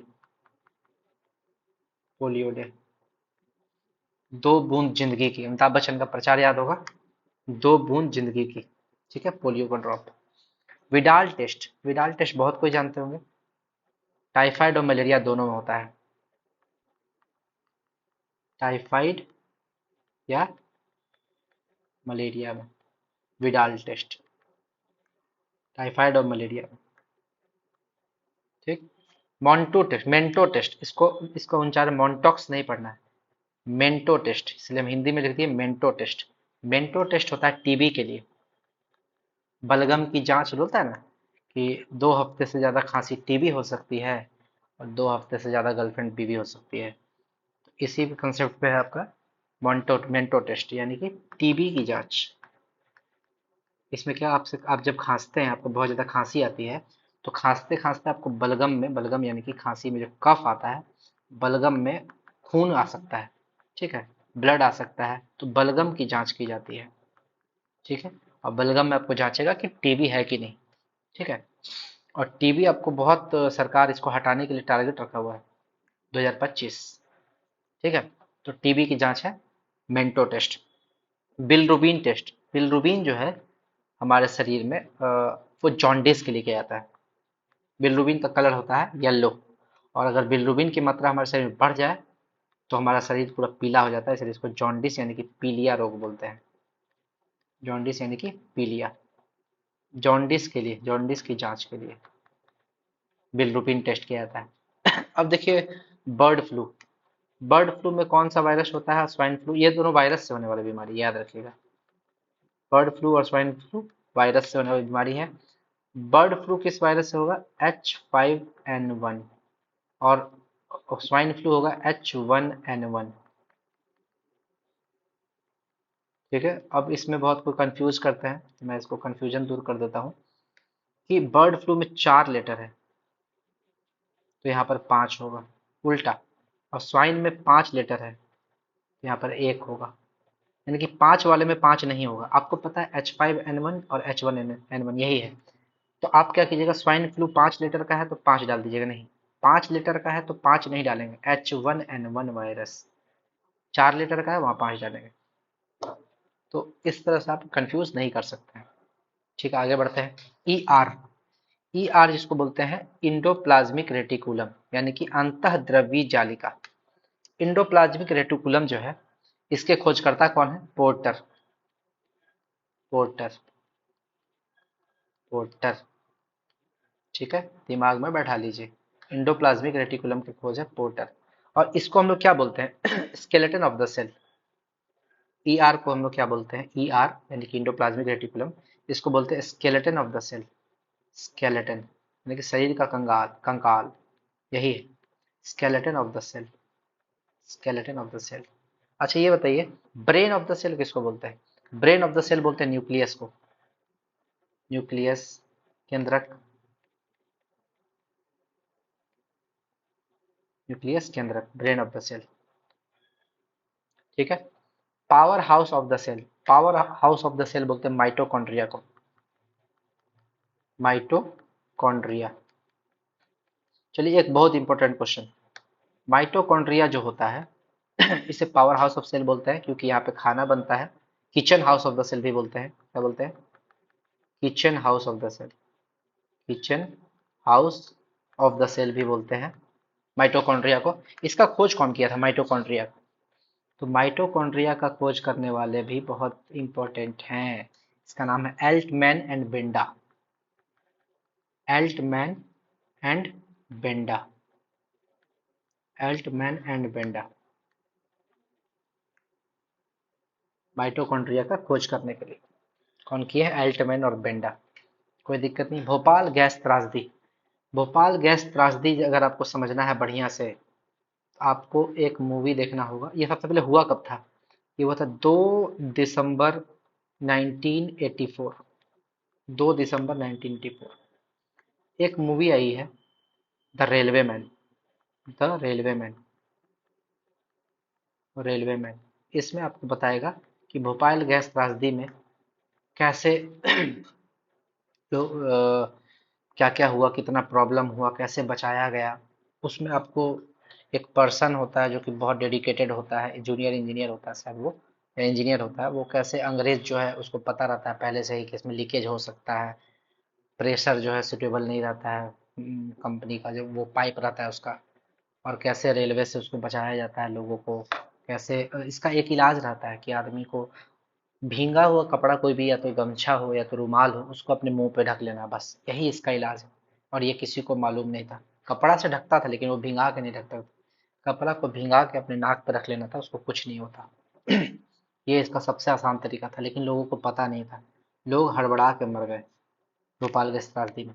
the railway man movie जरूर देखिएगा, इसमें आपको समझ में आ जाएगा कि क्या हुआ था उस समय। कितने लोग मरे थे, कैसे मरे थे। तो कौन सी कंपनी थी? Union carbide company. Union carbide company, इसी कंपनी में लीकेज हुआ था। लीकेज हुआ था, यूनियन कार्बाइड कंपनी। किस चीज का लीकेज हुआ था? लीकेज किस चीज का हुआ था? Methyl isocyanate. Methyl isocyanate gas, जो काफी जहरीली होती है, इसी का लीकेज हुआ। मिथाइल आइसोसाइनेट गैस, और काफी संख्या में लोग मरे। 1000 बताता है, कोई कुछ बताता है, ठीक है, लेकिन काफी संख्या में लोग मरे। इसीलिए 2 दिसंबर को जो है, 2 दिसंबर को राष्ट्रीय प्रदूषण नियंत्रण दिवस मनाया जाता है। इसी की याद, भोपाल गैस त्रासदी की याद में। राष्ट्रीय प्रदूषण नियंत्रण दिवस। राष्ट्रीय प्रदूषण नियंत्रण दिवस। अच्छा, 2 दिसंबर को एक और दिवस मनाया जाता है, कंप्यूटर साक्षरता दिवस। विश्व कंप्यूटर साक्षरता दिवस। ठीक है, इसको भी लिख लीजिएगा आप लोग। चलिए अब आते हैं कुछ बहुत इंपॉर्टेंट जो आपको बार बार पूछता है एग्जाम में, टोमेटो का लाल रंग क्यों होता है, गाजर का नारंगी रंग क्यों होता है, एप्पल का लाल रंग क्यों होता है, हल्दी का पीला रंग क्यों होता है, पपीता का पीला रंग क्यों होता है, मिर्च तीखा क्यों लगता है, मिर्च कड़वा क्यों लगता है, मिर्च का रंग हरा क्यों है, करेला कड़वा क्यों है, मूली तीखा क्यों है, फूल का पीला रंग, दूध का व्हाइट रंग, खीरे का कड़वापन, चुकंदर का लाल रंग। तो ये सारा चीज आपको बार बार एग्जाम में एक ना एक क्वेश्चन इससे पटक देगा आपके सामने और आपको समझ में नहीं आएगा क्या करें। तो ये आपको अगर इस टाइप का क्वेश्चन आता है तो याद रखिए कि आज के बाद आपका कोई क्वेश्चन छूटने वाला है नहीं। टमाटर का लाल रंग होता है लाइकोपिन। लाइकोपिन, टमाटर का लाल रंग हो गया लाइकोपिन। गाजर का नारंगी रंग कैरोटीन। कैरोटीन, कैरोटीन, ठीक है। टमाटर का लाल रंग, गाजर का नारंगी रंग। गाजर का लाल रंग और एप्पल का लाल रंग ये दोनों सेम होता है। गाजर का लाल रंग और एप्पल का लाल रंग ये दोनों सेम होता है, एंथोसाइनिन। एंथोसाइनिन,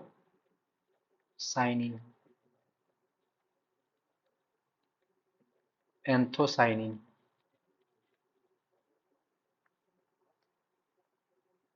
ठीक, अगला, हल्दी का पीला रंग कुरकुमिन। अच्छा, हल्दी किसी ने कच्चा देखा है? जो जमीन से निकलता है एकदम कुरकुरे जैसा लगता है देखने में, पीला पीला, और वो उसका शेप भी उसी टाइप का टेढ़ा मेढ़ा इधर उधर मुड़ा हुआ, तो कुरकुरे जैसा दिखता है, इसीलिए कुरकुमिन आप याद रख सकते हैं, हल्दी का पीला रंग कुरकुमिन। चुकंदर का लाल रंग, चुकंदर का लाल, चुकंदर को इंग्लिश में बोलते हैं बीट, बीटासिन। चुकंदर का लाल रंग बीटासिन, क्योंकि चुकंदर को बीट बोलते हैं इसलिए बीटासिन आप याद कर सकते हैं, आसान है। खीरे का कड़वापन, cucurbitacin. Cucurbitacin, cucurbitacin. दूध का व्हाइट रंग, दूध का व्हाइट रंग तो आपको पता है, केसीन। और दूध का पीला रंग कैरोटीन। कैरोटीन, केसीन और कैरोटीन। फूलों का पीला रंग, फूलों का पीला रंग का होता है जेंथोफिल। Xanthophyll, xanthophyll. फूल का पीला रंग। फूलों को उड़ाने के लिए किसका प्रयोग होता है? Chlorophyll, chlorine. फूलों का रंग उड़ाने के लिए क्लोरीन, क्लोरीन, क्लोरीन का यूज होता है फूलों का रंग उड़ाने के लिए, क्लोरीन। अच्छा, एक चीज और याद रखिएगा, क्लोरीन एक चीज और में यूज होता है, विरंजक चूर्ण। विरंजक चूर्ण, ब्लीचिंग पाउडर। विरंजक चूर्ण को बोलते हैं ब्लीचिंग पाउडर। ब्लीचिंग पाउडर, इसमें भी क्लोरीन होता है। जैसा ब्लीचिंग पाउडर में तीखा गंध जो होता है किसके कारण होता है? क्लोरीन के कारण होता है। और विरंजक चूर्ण यानी कि ब्लीचिंग पाउडर का फॉर्मूला भी आपको याद रखना है, CaOCl2। CaOCl2, ठीक है, बहुत जगह इसको इस टाइप से लिखता है, CaOOCl। तो भाई टू ओ था ना, CaOOCl में CaOCl2, CaClOCl है ना, सही होता है, ठीक है। मिर्च का रंग, मिर्च के रंग का कारण क्या होता है? मिर्च का रंग, एक बात आप समझ लीजिए, मिर्च में होता है विटामिन सी। मिर्च में होता है विटामिन सी, ठीक है। क्यों? मिर्च खाते हैं तो आप सी करते हैं ना, विटामिन सी। और मिर्च के रंग का कारण है कैप्सेथीन। कैप्सेथीन, कैप्सेथीन। और मिर्च का तीखापन कैप्सेसिन। कैप्सेसिन, यहाँ पर थीन है और यहाँ सीन है। आगे, करेले का कड़वापन। करेले का कड़वापन का कारण होता है मेमोडिकोसाइट। मेमोर डिकोसाइट। भाई मैं मरने जा रहा हूँ, मेमोर, मैं मरने जा रहा हूँ, क्यों? करेला इतना कड़वा है कि मैं बचूंगा नहीं अब। मेमोर डिकोसाइट, वैसे याद रख सकते हैं मेमोर डिकोसाइट। मूली का तीखापन आइसोसाइनेट। Isocyanate, साइनेट, isocyanate. मूली का तीखापन। आलू का हरा रंग, आलू का हरा रंग होता है सोलेनिन, सोलेनिन। आलू का हरा रंग क्यों होता है? सोलेनिन। ठीक है, अगला। आंवले का कसेलापन, आंवले का कसेलापन होता है टैनिन। क्यों होता है? Tannin, tannin, tannin. ठीक है, आगे। पपीते का पीला रंग, पपीते का पीला रंग होता है केरिका जेंथिन, केरिका जेंथिन, केरिका जेंथिन। इसको एकदम दिमाग में बैठा लीजिए, रट लीजिए, जो भी मैंने इतना बताया है रट लीजिए, आपको इससे ज्यादा क्वेश्चन कहीं नहीं पूछेगा। चलिए अब आते हैं स्टडी ऑफ एल्गी, यानी कि शैवाल। एल्गी को क्या बोलते हैं? शैवाल। शैवाल का अध्ययन क्या बोलते हैं हम लोग? शैवाल के अध्ययन को क्या बोलते हैं? फाइकोलॉजी, फाइकोलॉजी, या फिर इसी को एक दूसरा नाम भी है एल्गोलॉजी, एल्गोलॉजी। फाइकोलॉजी या एल्गोलॉजी, फाइकोलॉजी या एल्गोलॉजी। ठीक, आगे। फादर ऑफ फाइकोलॉजी, यानी कि शैवाल विज्ञान के फादर कौन बोलते हैं? किसको बोलते हैं? F E Fritsch, F E Fritsch, Fritsch Hindi में भी लिख दिया है, F E Fritsch, father of phycology. इनके बुक का नाम क्या था? शैवाल की संरचना और प्रजनन, शैवाल की संरचना और प्रजनन। याद रखिएगा, शैवाल तीन टाइप का होता है, क्लोरोफाइकी, फियोफाइकी और रोडोफाइकी। ठीक है, क्लोरोफाइकी ऐसा शैवाल है जो ग्रीन कलर का होता है, ग्रीन एल्गी बोलते हैं। ठीक है, हम लोग जानते हैं क्लोरोफिल का ग्रीन कलर होता है, उसी से याद रख लीजिएगा। और फियोफाइकी, फियोफाइकी होता है आपका भूरा शैवाल यानी कि ब्राउन एल्गी। और रोडो, रोडो यानी कि आर से रेड, समझिए ना, आर से रोडो, रोडो रेड, रेड एल्गी। ठीक है, ये रेड कलर का होता है, रोडो यानी कि रेड। ठीक है, क्लोरो यानी कि क्लोरोफिल तो ग्रीन कलर का होता है, तो इसलिए ग्रीन।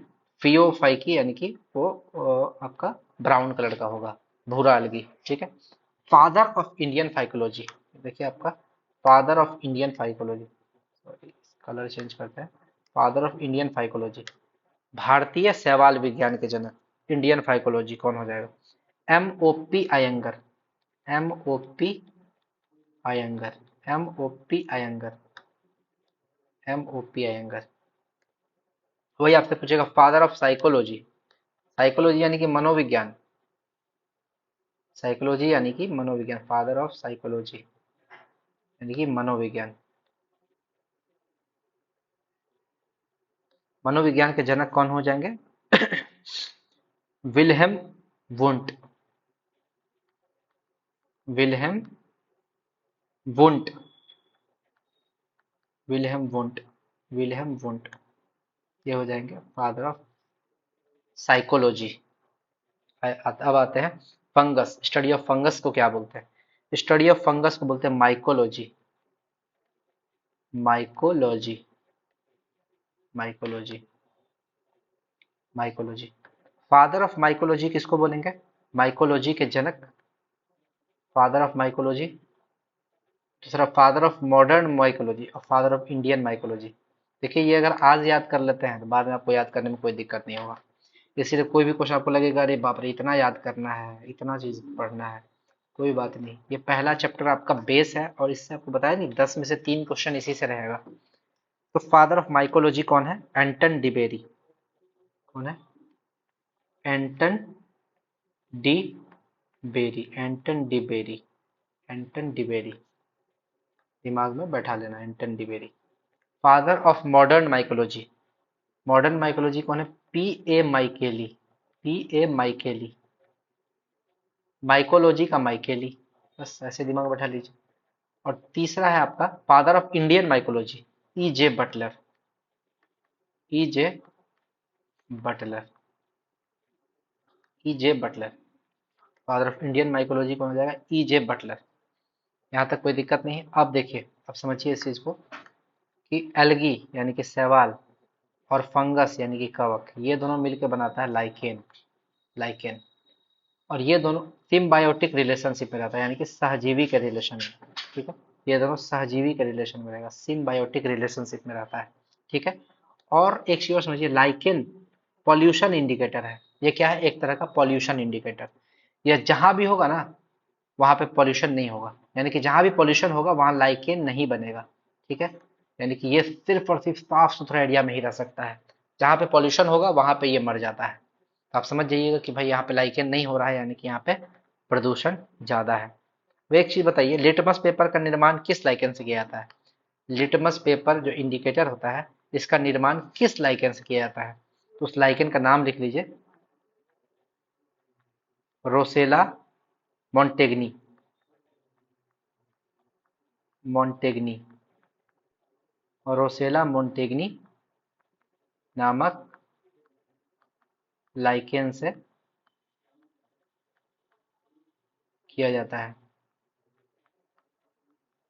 किया जाता है। यानी कि रोसेला मोन्टेग्नी नामक लाइकेन से लिटमस पेपर का निर्माण किया जाता है। और लिटमस पेपर समझिए, लिटमस पेपर जब न्यूट्रल रहेगा तो किस कलर का होगा? जब लिटमस पेपर न्यूट्रल रहेगा तो यह, इसका कलर होगा पर्पल, इसका कलर होगा पर्पल, पर्पल। और जब ये एसिडिक कलर में होगा, एसिड कलर का होगा, यानी कि लिटमस पेपर को जब हम एसिड में डालेंगे, तो एसिड में डालने पे क्या करेगा, ये ब्लू लिटमस को कर देगा, ब्लू लिटमस को किस में कन्वर्ट कर देगा? रेड में, रेड में। ब्लू लिटमस को किस में कन्वर्ट कर देगा? रेड में। ठीक है। और अगर ये बेस में, यानी कि इसको बेस में यानी कि क्षारीय सॉल्यूशन में डालेंगे, तो ये क्या करेगा? रेड कलर को ब्लू में कन्वर्ट कर देगा, रेड कलर को ब्लू में कन्वर्ट कर देगा। अब आते हैं मिथाइल ऑरेंज। मिथाइल ऑरेंज भी एक तरह का इंडिकेटर है, मिथाइल ऑरेंज भी एक तरह का इंडिकेटर है। और आप इस चीज को समझिए कि मिथाइल ऑरेंज जब न्यूट्रल होता है, तो न्यूट्रल में उसका कलर क्या होता है? रेड कलर का, नहीं, न्यूट्रल में वो ऑरेंज कलर का होता है, क्योंकि उसका नाम है मिथाइल का, मिथाइल ऑरेंज। तो न्यूट्रल रहेगा तो ऑरेंज कलर का रहेगा। एसिड में जब उसको डालेंगे, एसिड में वो येलो कलर का हो जाएगा, येलो कलर का। और बेस में वो क्या हो जाएगा? सॉरी, एसिड में रेड कलर का होगा, बेस में येलो। एसिड में वो हो जाएगा रेड कलर का, रेड कलर। और बेस में हो जाएगा येलो कलर, बेस में हो जाएगा येलो कलर। यानी कि जब हम लोग मिथाइल ऑरेंज को अम्लीय अम्लीय सॉल्यूशन में डालेंगे, यानी कि अम्ल में डालेंगे, तो वो लाल कलर का हो जाएगा। ठीक है। और देखिएगा, लिटमस पेपर भी अम्ल में लाल होता था, और मिथाइल ऑरेंज भी अम्ल में लाल हो जाता है। और जैसे हम लोग क्षार में डालेंगे, तो ये येलो कलर का हो जाएगा। अब एक और इंडिकेटर होता है फिनोफ्थेलिन, एक और इंडिकेटर होता है फिनोफ्थेलिन। ये आपका न्यूट्रल में आपका इसका ये रहेगा कलरलेस, कलरलेस। ठीक है। न्यूट्रल में रहेगा कलरलेस। एसिड में डालिएगा, यानी कि एसिड, यानी कि इसका एसिड में एग्जांपल लेते हैं विनेगर, विनेगर। ठीक है। विनेगर, विनेगर में डालिएगा तो ये फिर भी आपका कलरलेस ही रहेगा, कलरलेस ही रहेगा, चेंज नहीं करेगा कलर अपना, कलरलेस ही रहेगा वो। ठीक है। और अगर मान लीजिए इसको बेस में डालते हैं, बेस यानी कि जैसे कि NaOH, क्षार, क्षार में डालेंगे NaOH में, तो ये अपना कलर चेंज करके पिंक हो जाएगा। किस कलर का हो जाएगा? पिंक कलर का। आपको देखिए तीनों इंडिकेटर हो गया, लिटमस, मिथाइल ऑरेंज और फिनोफ्थेलिन। तीनों को याद रखिए बढ़िया से। चलिए अब आते हैं acid rain. Acid rain, acid rain क्या होता है? जब भी अम्ल में, जब भी एटमॉस्फेयर में SO2 और NO2 के मात्रा बढ़ जाए, यानी कि सल्फर डाइऑक्साइड और NO2 यानी कि नाइट्रोजन डाइऑक्साइड, इस दोनों की मात्रा बढ़ जाए, तो इससे जो वर्षा होती है, तो वो वर्षा कहलाती है अम्ल वर्षा। वो वर्षा क्या कहलाती है? अम्ल वर्षा, यानी कि एसिड रेन, अम्ल वर्षा। ठीक है। SO2 और NO2, आपसे पूछ देगा अम्ल वर्षा में कौन सा गैस यूज होता है? SO2 और NO2। अब देखिए, जब भी SO2 आपका, SO2 जब आपका वाटर से रिएक्ट करेगा, और NO2 जब आपका वाटर से रिएक्ट करेगा, तो आपका क्या बनाएगा? SO2 वाटर से रिएक्ट करके बनाएगा H2SO4 यानी कि सल्फ्यूरिक एसिड, और NO2 रिएक्ट करके बनाएगा H2NO3 यानी कि नाइट्रिक एसिड। ठीक है। यहाँ बनाएगा सल्फ्यूरिक एसिड, सल्फ्यूरिक एसिड, और यहाँ बनाएगा नाइट्रिक एसिड। और ये दोनों कितना हार्मफुल है, कितना स्ट्रॉन्ग एसिड आपको पता ही है। SO2 और NO2 जब H2O से मिलेगा तो ये सल्फ्यूरिक एसिड और नाइट्रिक एसिड बनाएगा। यही रीजन है कि ये इतना स्ट्रॉन्ग एसिड जब पानी के रूप में नीचे गिरता है तो ये ताजमहल को भी खराब कर देता है। याद रखिएगा, ताजमहल में जो मार्बल था उसको भी खराब किया है, एसिड रेन से खराब हुआ है, एसिड रेन से क्षय हो गया है, एसिड रेन से ताजमहल के मार्बल का भी एसिड रेन से क्षय हो गया है। चलिए अब आते हैं स्टडी ऑफ टिश्यू बोलते हैं हिस्टोलॉजी। खोजकर्ता कौन है? मार्सेलो मेलपीगी, इसलिए इसको बोलते हैं फादर ऑफ हिस्टोलॉजी। ठीक है, तो पहले पढ़ चुके हैं। फादर ऑफ हिस्टोलॉजी कौन है? मार्सेलो मेलपीगी। ये प्रोटीन का खोज करता है, सॉरी टिश्यू, सॉरी प्रोटीन के तो बर्जीलियस थे। अब फादर ऑफ टिश्यू है हिस्टोलॉजी। अब हिस्टोलॉजी नाम कौन दिया? बहुत अच्छा सवाल था। हिस्टोलॉजी नाम दिया है मेयर। मेयर, ये अच्छा क्वेश्चन है। मेयर, हिस्टोलॉजी नाम दिया मेयर। लेकिन हिस्टोलॉजी खोज कौन किया है, यानी कि स्टडी ऑफ टिश्यू का खोज कौन किया है? Marcello Malpighi. Marcello Malpighi. Study of shrubs, shrubs यानी कि झाड़ियां, झाड़ियों के स्टडी को क्या बोलते हैं? डेंड्रोलॉजी। Dendrology, dendrology. ठीक है। स्टडी ऑफ ग्रास यानी कि घास, स्टडी ऑफ ग्रास को बोलते हैं एग्रोस्टोलॉजी। एग्रोस्टोलॉजी, घास के अध्ययन को क्या बोलते हैं? एग्रोस्टोलॉजी। ठीक। और एक क्वेश्चन पूछता है, सबसे दुनिया की सबसे बड़ी घास कौन है? बम्बू है, बांस। बम्बू यानी कि बांस, ये दुनिया की सबसे बड़ी घास है। आपसे पूछेगा, बम्बू जो वो पेड़ नहीं है, वो एक घास है, सबसे बड़ी घास है। और बांस जो किस कुल का पौधा है? पोएसी कुल का पौधा है। आपसे पूछ देता है कुल, किस कुल का पौधा है? पोएसी कुल का पौधा है। पोएसी, पोएसी कुल का पौधा है। पोएसी कुल का, यहाँ भी आपका दिमाग एक क्वेश्चन बन गया। आपसे पूछेगा बांस किस किस कुल का पौधा है? पोएसी कुल का। दिमाग में बैठाना है, इसी तरह नंबर लाना है। लिगामेंट, लिगामेंट क्या होता है?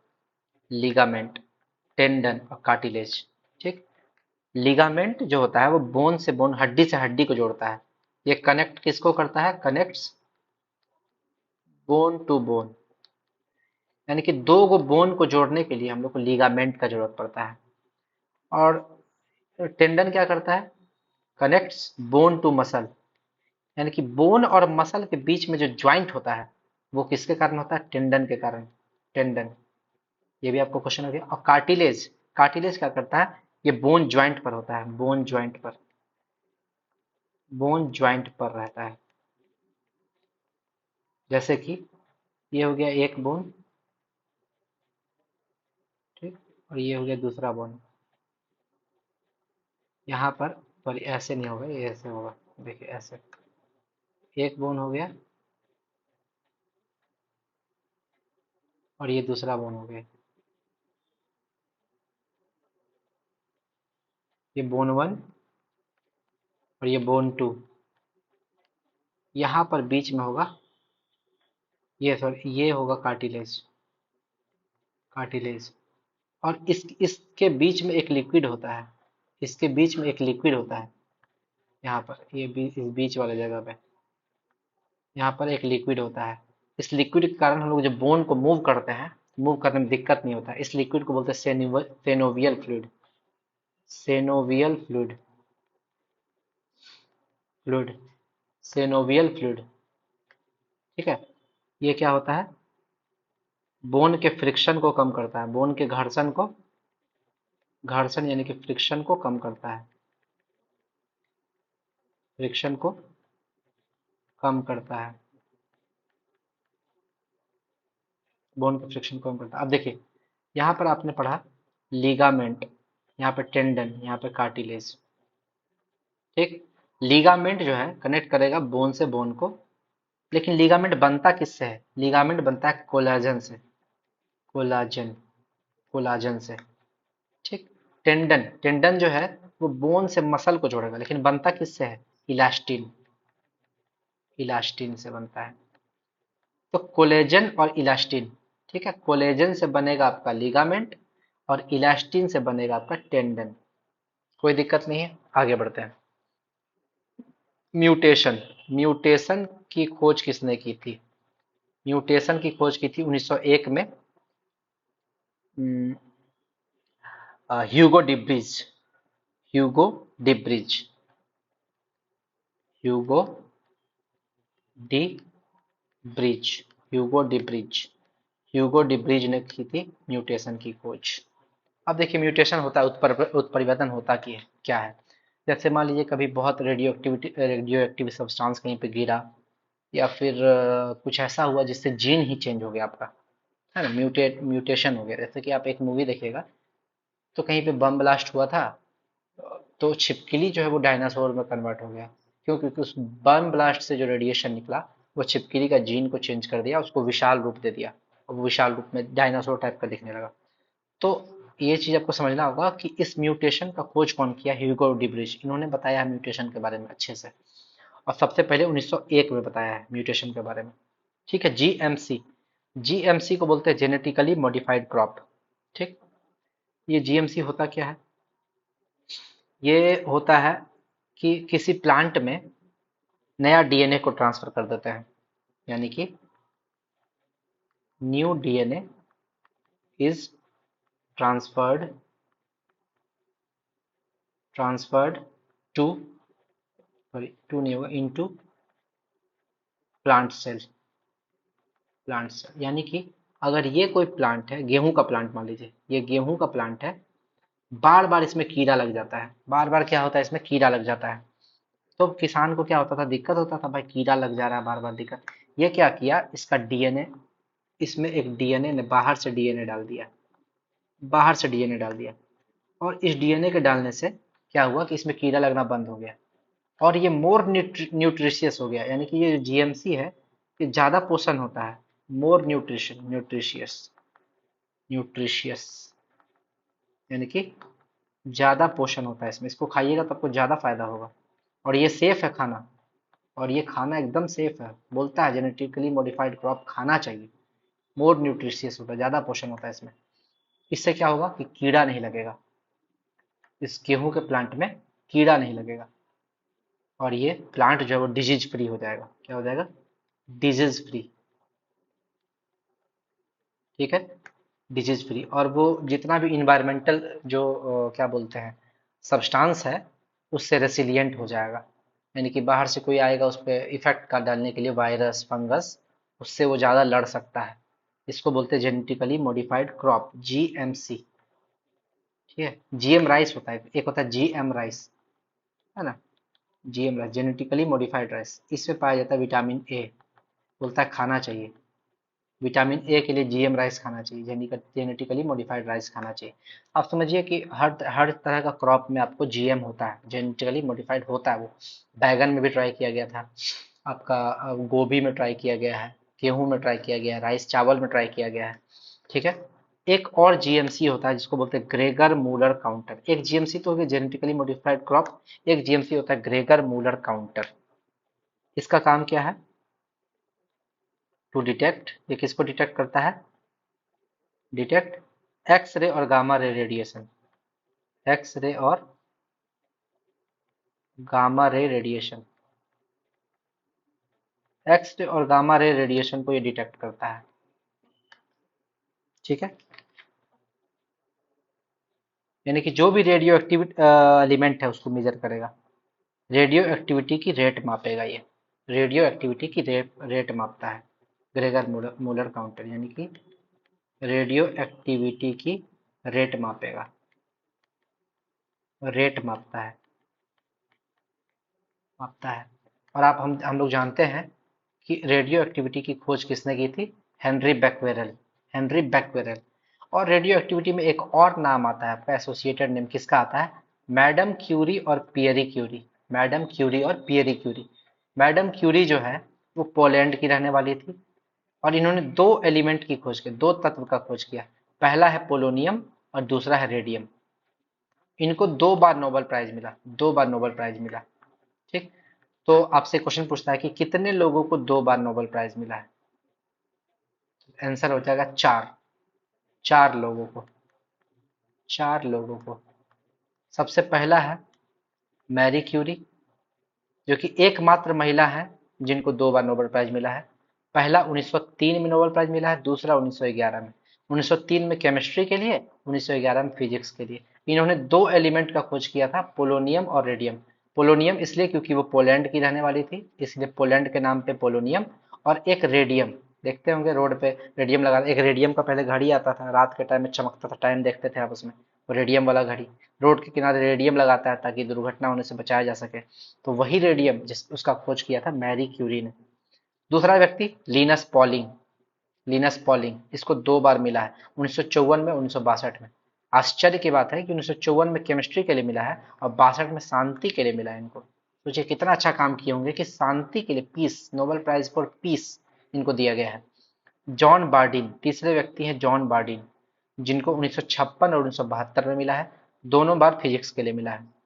और फ्रेडरिक सेंगर, फ्रेडरिक सेंगर जो है ये एक बायोकेमिस्ट है, यानी कि बायो और केमिस्ट्री दोनों मिला हुआ होता है, बायोकेमिस्ट। इनको 2 बार मिला है, 1958, एक 1980 में। 1958 में इंसुलिन मॉलिक्यूल के लिए मिला है और 1980 में इनको मिला है determining the base sequence of nucleic acid.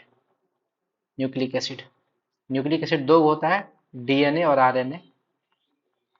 इसको बोलते हैं डाईऑक्सी राइबो न्यूक्लिक एसिड, इसको बोलते हैं राइबोस न्यूक्लियो एसिड। दोनों न्यूक्लिक एसिड होता है। और न्यूक्लिक एसिड का बेस सीक्वेंस जानने के लिए, और इसका बेस क्या होता है हम लोग जानते हैं, इसका बेस में अमोनिया होता है, अमोनिया होता है, अमीन, अमीन है ना, अमीनो एसिड से बना होता है। आगे आते हैं नोबेल प्राइज। नोबेल प्राइज के बारे में जान जाते हैं। ये 1901 में शुरू हुआ था अल्फ्रेड नोबल की याद में। अल्फ्रेड नोबल वही व्यक्ति हैं जिन्होंने डायनामाइट की खोज की थी। डायनामाइट की खोज की, डायनामाइट विस्फोटक। डायनामाइट क्या है, एक विस्फोटक है। आगे, पहला नोबेल प्राइज किसको मिला वर्ल्ड में? हेनरी ड्यूटांट। हेनरी ड्यूटांट, दिमाग में बैठा लीजिए। ये हेनरी ड्यूटांट हैं कौन? रेड क्रॉस के संस्थापक हैं। रेड क्रॉस, रेड क्रॉस जो है इसका स्थापना हुआ था 1863 में। और रेड क्रॉस का हेडक्वार्टर है जेनेवा, स्विट्जरलैंड में। ठीक है। 8 मई को बनाते हैं वर्ल्ड रेड क्रॉस डे। इसी रेड क्रॉस के संस्थापक हेनरी ड्यूटांट को मिला था पहला नोबेल प्राइज।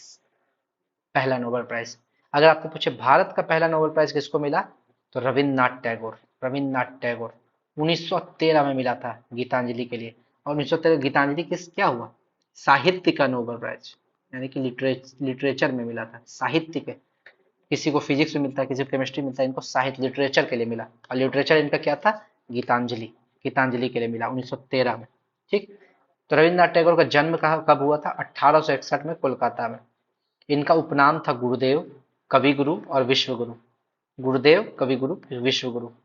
इन्होंने भारत का भी राष्ट्रगान लिखा है और बांग्लादेश का राष्ट्रगान भी लिखा है। भारत का राष्ट्रगान है जनगण मन और बांग्लादेश का राष्ट्रगान है आमार सोनार बांग्ला। इस दोनों का रचना कौन किया है? रविन्द्रनाथ टैगोर ने किया है। ठीक। और याद रखिएगा एक सबसे इंटरेस्टिंग चीज, टैगोर की रचनाओं को भानु सिंह ठाकुर के नाम से प्रकाशित किया जाता था। टैगोर की रचनाओं को भानु सिंह ठाकुर, इसीलिए याद रखिएगा ये जो भानु सिंह ठाकुर के नाम से प्रकाशित करते थे, इसीलिए इनको लास्ट में लोग बोलने लगे रविंद्रनाथ ठाकुर। टैगोर से ये क्या हो गए, रविंद्रनाथ ठाकुर भी हो गए। ठीक है, ठाकुर भी बोलते थे। भानु सिंह ठाकुर, ये बहुत इंटरेस्टिंग, बहुत कम जगह, बहुत कम लोगों को पता है कि किस नाम से ये अपना रचनाओं को प्रकाशित करते थे, भानु सिंह ठाकुर। चलिए आज का जो हमारा इंट्रोडक्शन टॉपिक था बायोलॉजी का वो समाप्त होता है। और आपको बताइएगा हमारा वीडियो कैसा लगा। अगर आपको अच्छा लगा तो ज़रूर हमारे वीडियो को शेयर कीजिएगा ज़्यादा से ज़्यादा लोगों तक। जो तैयारी कर रहे हैं जनरल कंपटीशन की उनको इस सीरीज से बहुत बेनिफिट मिलेगा। और क्या बोलते हैं, इसकी अगली लेक्चर जल्द ही आएगी। और ज़्यादा से ज़्यादा लोगों को शेयर कीजिए और मेरे चैनल को बहुत लोगों तक बढ़ाइए, ज़्यादा से ज़्यादा लोगों तक बढ़ाइए। चलिए इतना कहकर मैं अपना आज का लेक्चर समाप्त करता हूँ।